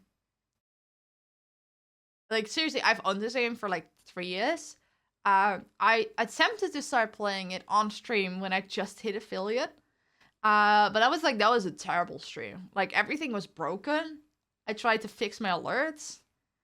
And that was just not great. And I honestly, I did not understand anything from the game because that was like my first real action RPG I played on the PlayStation, so I was just confused most of the time. Yeah, it had been downloaded on my PS4 for like a month or so. And now I finally started playing it. Me, the gay as fuck professional driver. There's just this meme around for gay people can't drive, apparently. I don't know where it's coming from because apparently I'm always like in the minority of the gays that can drive. Among Natalie, apparently. But like if I go by the percentage, there's a higher percentage of gay people I know that can drive than that can. Really impressive. But yeah, so I'm committing to myself to play more games. Both on and off stream. But before I fall into a hole, and I've had that where I tried to play a longer game on stream, and because I couldn't stream, that took forever, and I wanted to play more of the game, and by the time I could stream again, my hyperfixation kind of wore off, and I never finished the game. Or I wanted to do other things on stream, but I prioritized the game, so I never did the other things, which were equally important. So I kind of like got myself into a hole there. So I have a lot of games that are just shorter games that I can do on 1 or 2 streams that I want to start doing. And ideally, eventually I want to go to like doing at least 1 game a week. And that sounds like a lot, but I'm talking about like things like FNAF or the Chilla's art games, right? The games that are like only a couple hours long. That is like my ideal thing. And also I want to stream 3 times a week on a schedule. I want to put out schedules every week. And I hope to do that soon, but not right away. It's not happening right away because there's like a whole bunch of holidays and birthdays here and it's wacky. But that's like something I want to do. I want to game more. Do it more on stream. And also, like, on my couch. And also, I can tell you, I bought a 4K TV last year for Black Friday. Holy fuck, playing games with a 4K TV and, like, a Dolby Atmos soundbar is so cool. Holy shit. Oh, and I think a big thing that prompted me, like, actually, like, going from, oh, I want to play more games to, like, I'm gonna be in my gamer era. I saw everyone raving about the Switch 2. And like, I own a Switch, a regular Switch. And I barely played it, even though I really wanted it. But it took me too long to play it, to like actually get it. Like, I wanted one during the pandemic, but I never did. And then I got one. and like the games everyone was playing like kind of died out because there was no longer lockdown, and then I had one, and I couldn't do anything. But also because I had a PC with a lot of games, so I didn't have any reason to buy a lot of games on the Switch. But there's a bunch of games I really want to play. I absolutely do not want to play on the regular Switch because they look awful. So and also with the PS5. So I want to motivate myself, play more games, make it actually worth my while to invest money in either of those consoles, but also work more on my content, including gaming on stream, so I can use my revenue to buy them instead of like my commission money. I think that's a good motivator. And I don't want to go like I'm gonna do gaming marathons and burn myself the fuck out. No, I'm just gonna make a lifestyle change. And I don't know. For me, it feels like I am like changing my life around. But there's like small things that I need to change to like feel like myself more and be more comfortable and everything. And for some reason, gaming more is gender affirming care. I cannot like, because gaming is not gendered. And like I'm not a guy or a girl. But for some reason, gaming is gender affirming to me.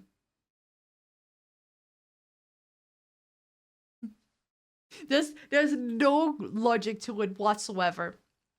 If you ever need friends to play games with, don't hesitate to ask. Worst that can happen is we say no because we don't have time, or we ghost you or something, but it's okay to ask, like, huh? Don't worry about it, Breeze.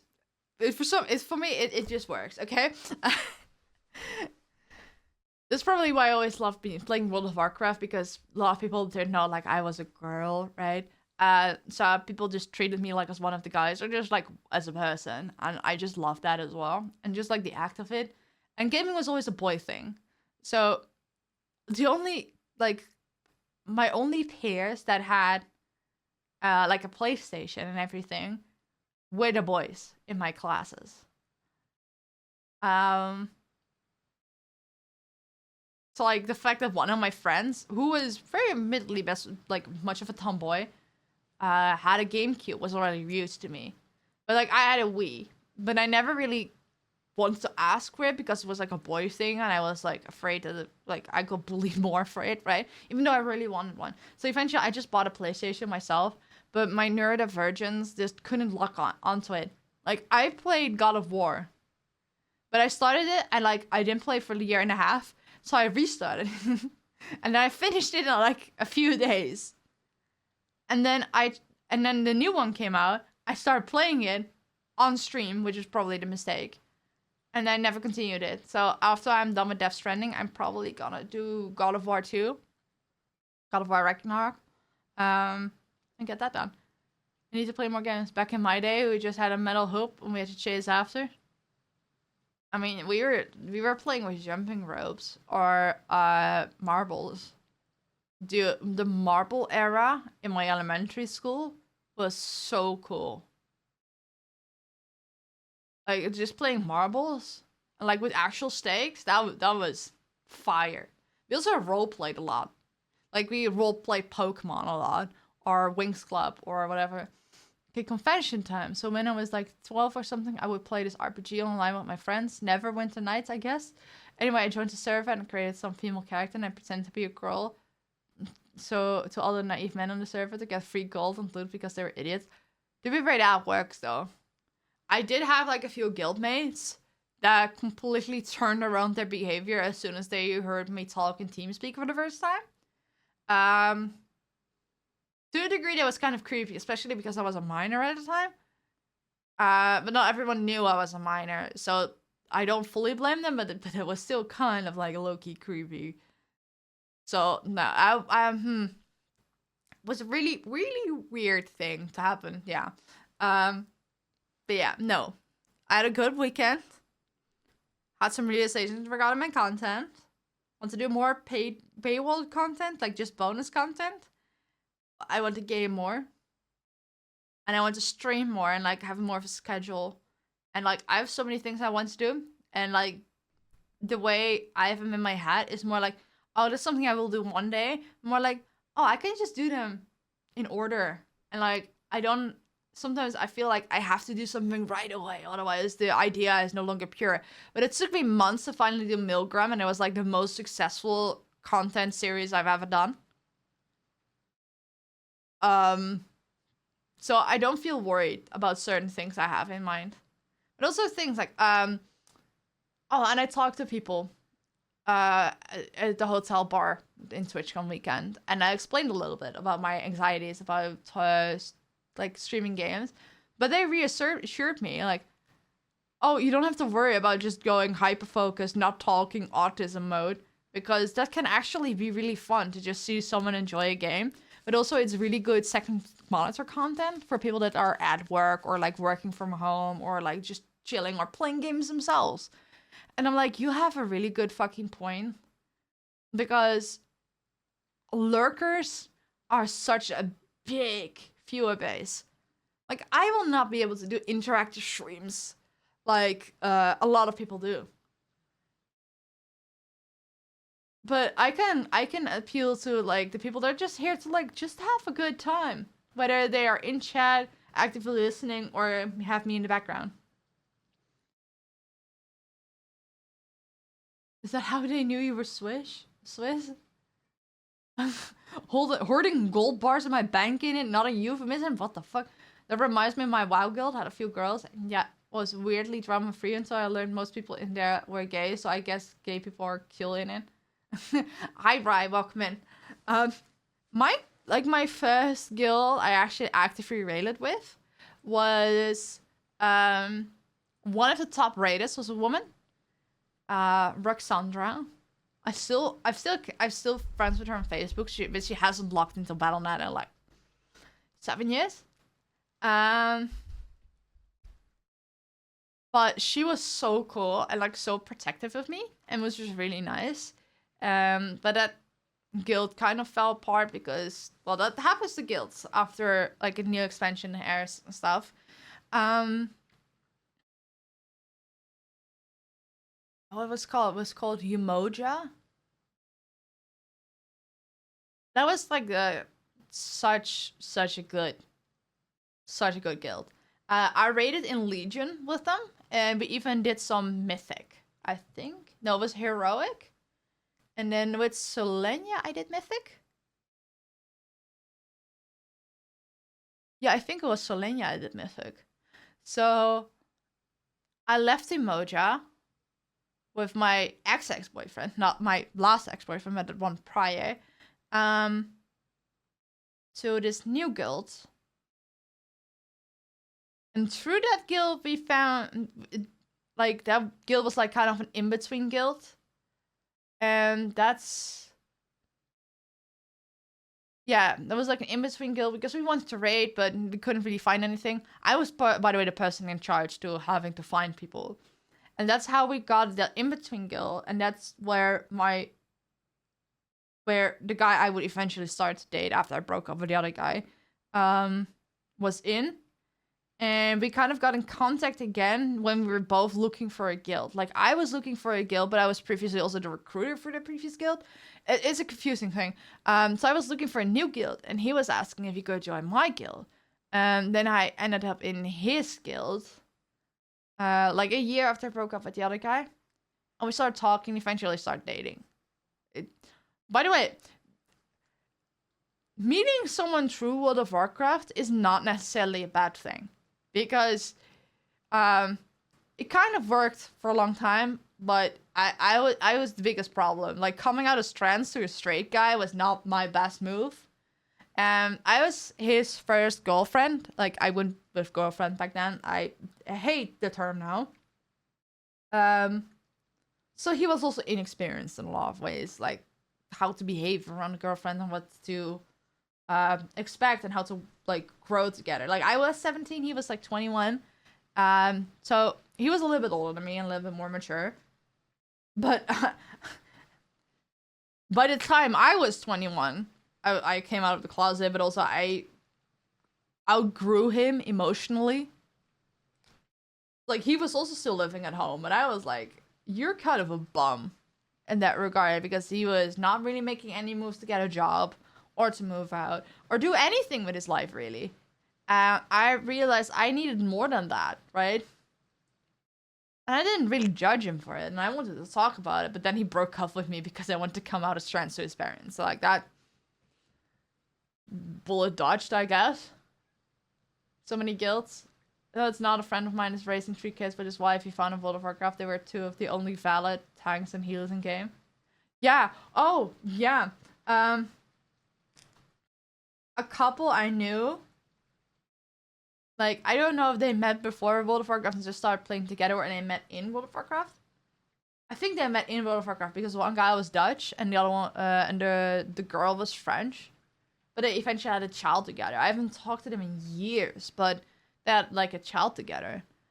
And the guild master, he got married with a kid, but she didn't play. But it was still like, these are successful people, and like overall just people dating. And it was just really great. I feel like I have been missing out. I was always too cheap to pay for the WoW sub. I mean, I do have to admit, like, 13 euros a month is a lot. But the price of WoW hasn't really gone up in the last 10 years. It's like, it's similar now to a Disney Plus subscription. Especially if you pay for like several months, you get like pretty good discount. It's just that, like, if you pay sub, you don't play, you can't get a refund. But to be fair, that's the same with streaming services. It's like, you've got like 13 steak bakes for that. I mean, yeah. But it was the game I played every day for hours. That was like, it was my main driver. And it was worth it to me. Like, I paid it from my pocket money.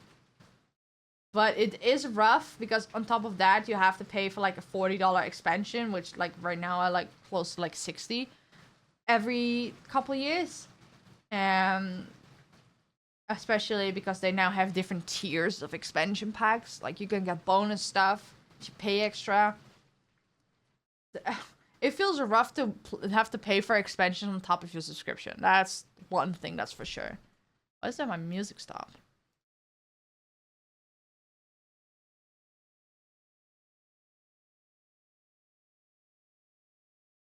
There we go. But yeah, to be fair, despite the cost not really changing, it became in comparison to other things, it became cheaper. But because everything is so expensive, even 13 euros a month is a lot. And especially because everything is subscription now. Everything. There's so many streaming services and everything. And it's just, it sucks. It sucks. So, no, I understand that. And like, the barrier of entry was really high. But right now, you only need a subscription to play Classic. You don't have to buy anything on top of that. You only need a subscription. So you can try WoW. However, Classic is not like a good depiction on how retail is. It's the same with RuneScape. You have like OSRS, like old school RuneScape. And like you have the stuff nowadays. Doesn't even look like the same game anymore. For World of Warcraft, it's still a bit closer, but whatever. Minus the Marxist rage. But yeah, I tried to play World of Warcraft for a bit, for a few months, and I kind of like no-lifed it for a bit. But then I couldn't play because I got busy, and then I just canceled my subscription because I didn't want it to like, didn't want to pay too much for when I couldn't play, and I didn't really continue. But it was like coming home, but the game also changed a lot, and also not having played for like years, with all the new systems, everything got a bit rough, and like feeling that there's holes in the story. It's like I started playing in 2015 towards the end of Waters of Draenor, and there was like a lot of time where there was like nothing to do, but because I just started playing, I had the best time of my life. But I jumped into the next expansion, which was one of the greatest expansions still to date. At least for me, Legion. Played that all the way through, so I was on top of the story. And then the next expansion was just a bit mid. So I didn't play for like a long time, then came back towards the end of the expansion. I didn't know what the fuck was going on. Same happened with the expansion after. Finally caught up on the story, new expansion, didn't know what the fuck was going on. I always play with friends. Yeah, I always did too, but I also didn't really go to school because of depression, so I was home alone all day. So I couldn't always play with people, so I always had like at least 4 to 5 hours I played on my own. And you'd say like that's a long gaming session to play and then also play with others. Yeah, I know, but I was just trying to survive, man. I think that's the problem. I always have issues finding people to play with online, as it was beaten into my head that online people will steal your kidneys. I mean, yeah, but I was still like, because nowadays a lot of people see it more valid to have like online friends, but like 10 years ago, at least here in the Netherlands, people were always worried about my social stuff, and I was like, I'm talking to people every single day. I'm talking to more people than you would, like outside of work, obviously.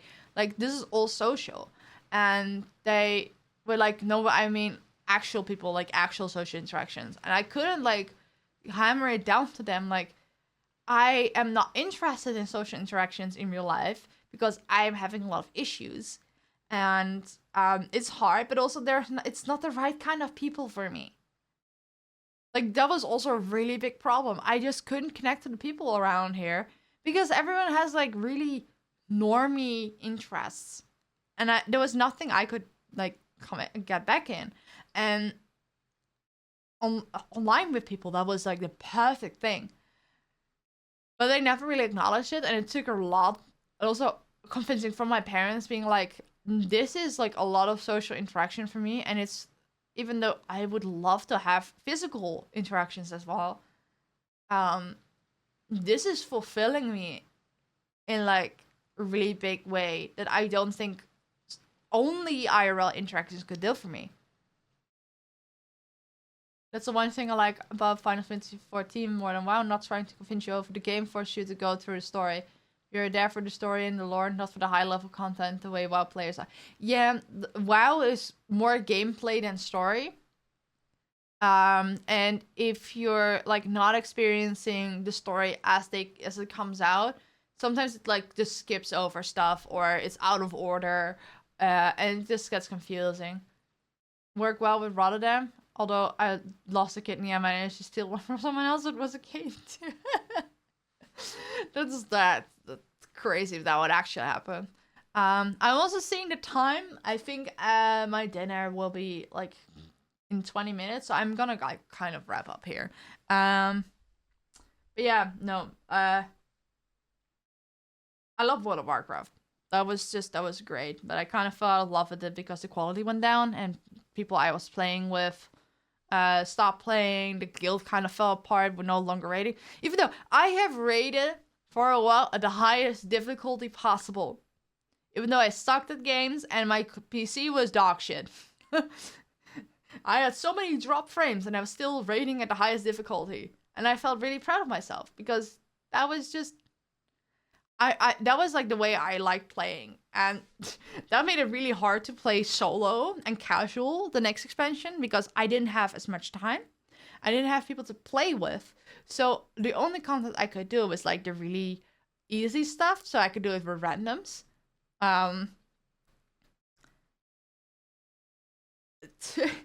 But that was too easy for me. And because I am like a really efficient player, and maybe not anymore because I'm out of shape, but I was a really efficient player. So even though I didn't have as much time, I still finished everything, aside from the literal time things, right? That just take a lot of time. I was so bored. Because a lot of like fun was in the higher end content and working towards the higher end content. But if you don't have to get like the best in slot armor for mythic raiding or for raiding at all, then there's no point in spamming dungeons all day. It's just until you get bored. And because you don't have a team that you can like just get better with or like discuss tactics and like reuse tactics, you're always with new people if you're doing randoms. That just sucked. It was really boring. But I'm still in contact with a bunch of people. In fact, one of like my guildmates from Solenia, him giving me sending me a video from Chris abroad in Japan, because he knew I liked Japan and stuff. I can just being here talking to all of you, I can pinpoint it back to that message, because if he didn't send that to me, I would have never found Chris, would have never gotten back into anime and AnyTube, would have never found Trash Taste. I like the main reason I started watching Trash Taste and listening to it was because I caught up with Chris' podcast and I just needed more to listen to. And because Joey was regularly in Chris's content, I was like, might as well check out Joey's podcast. That's how I got into Trash Taste.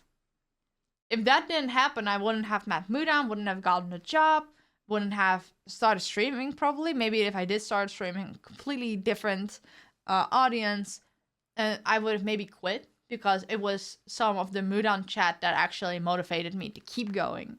And not quit, because otherwise I would have quit streaming like a few weeks and maybe I would have come back eventually, right? And my content would have probably still been I don't think I would have stuck around on BookTube. I think I would have still made my way back to AnyTube, but I would just been an AnyTuber. My content would have looked so different and everything in my life would have looked different. Aside from like being a content creator. But I wouldn't have been a freelance thumbnail artist. I would have done different things. And maybe you would have had to quit content creation because I didn't have any income. I blame Connor for falling down the VTuber rabbit hole, though he really didn't have anything to do with it. Yeah, I cannot pinpoint where exactly the VTubers came in, because Mouse was not my first VTuber. I didn't really know what VTubers were for a while, but I did like have some, and like some people that I knew through like other communities became VTubers. But by the time I like actively started acknowledging OrionMouse as a VTuber, I was already watching other VTubers. I really don't know where it came in. There's also a non-zero chance. Okay, So like Mudan has done collabs with VTubers, but I think by the time he did that, I was already watching them. But I know that like Lunky was one of the first VTubers I watched. Well, was through Mudan, and he is no longer a VTuber. You know those OrionMouse thoughts, by the way. Maybe through Evan? Because I became Evan's mod because I was Mudan's mod and Evan just heard a lot of good things about me through Mudan. That story still feels fake, by the way. But like, I was on Evan's Ara Ara contest. I sucked, by the way. I absolutely sucked. That's how I first met Stella. I was so nervous because Stella was in the jury. And now Stella and I are friends. It's really, really weird. But then Evan, like, at the end of my segment, he was like, hey, do you want to become a mod for me? And, like, he asked it so, like, heartfelt and nicely. And I was like, yeah, sure, why not? Like, he first thanked me for helping out Mudan so much, and then he asked if I would mod for him. And I think shortly after... or like already it happened or something. I think after, because I felt good about that. He did the whole thing where he modded all the women in his chat. And I was like, oh, I got modded before that, so I have that over everyone or something. That was like a really gender thing. I don't know. Connor got pushed to me by the algorithm back during the outro music debacle. From there, I found Evan because of the cosplay videos. And then Evan making videos about VTubers has finally did it for me. It's so funny how the fork in my discovery, Connor and Evan are not even next to each other. It also took me a while to realize that Evan was like Connor's editor for a long time. Because I found Connor because I found Joey through Chris, then through Joey I found Moodown. So like that's one fork. And through Moodown I found Evan. But I found Trash Days through Joey. So like that there's a fork there. And then through Trash Days I started learning more about Connor and Garnd. Like I had never heard of either of them before that. Never. Like the only reason I started watching Trash Days is because I ran out of Abroad in Japan podcast and I knew Joey through Chris. But yeah, Connor and Evan are not like in the tree with all the forks, they're not even next to each other. It's so crazy.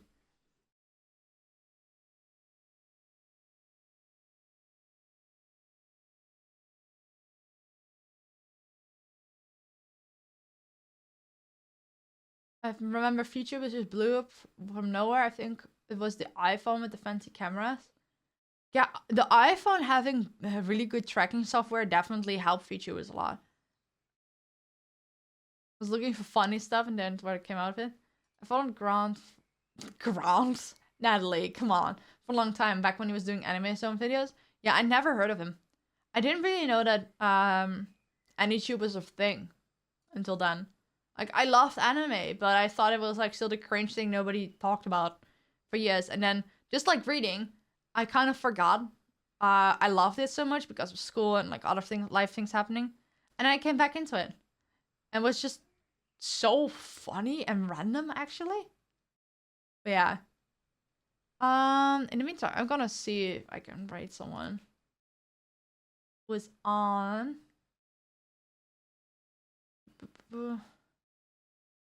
I swear to God, is Artemis still asleep? Because he's always asleep when I went to rate him. I started watching him 13 years ago. Yeah. Yeah, Artemis is asleep. Fucking Artemis. Are we gonna rate Joel? Or just end it? I don't know.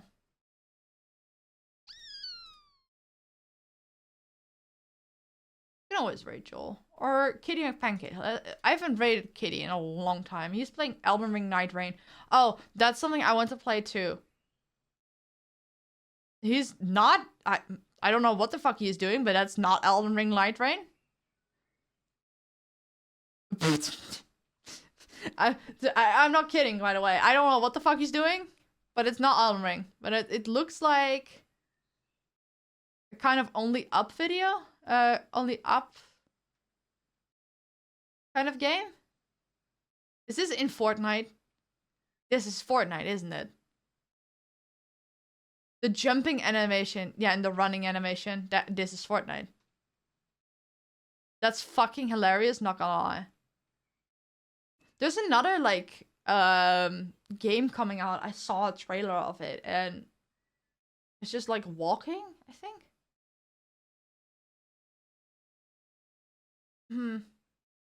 Probably one of the DLCs. One of the mini games in Night Rain. Yeah, no, but I want to play Night Rain too. But all in time. Every time, yeah, that I have to solve this puzzle. Oh, that's funny. Okay, let's rate Kitty. And then I'm gonna head off. And then, depending on how tomorrow goes, I hope to be live tomorrow. And then on Tuesday is my mom's birthday. So then I'll be back on Wednesday. And my idea is to do 3 times a week. So Monday, Wednesday, Friday. So I have like a day of rest and I can work on other things offline. And then I have like a schedule so people know when I'm going live. Raid message. Yeah, what do you guys have like any like out of pocket shit that you want to add as a raid message? Oh, that's the message? Okay, yeah, that works as well, actually. I'm gonna give, like, if someone actually has something out of pocket, you're happy, you're free to recommend it. Literally raid message, that works as well. I haven't talked to Kitty in ages. I love Kitty. It's so funny, his name is Kitty McPancakes, and he is like a cat boy, but he has like kind of punk.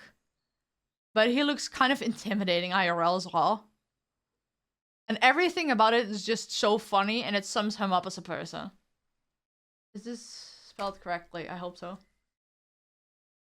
Oh, by the way, before I go, like, I fixed this, by the way. I found them back. They weren't that lost. They exist again.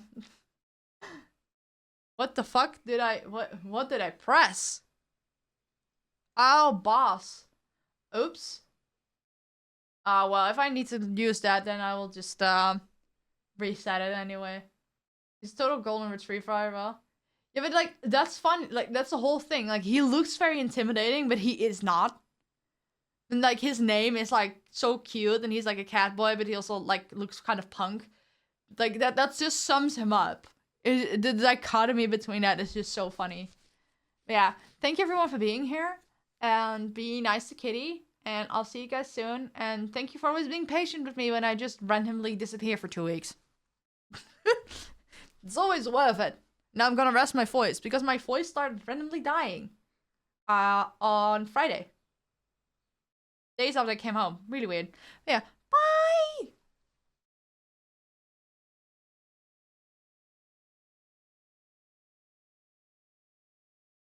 Find out Liz, yo.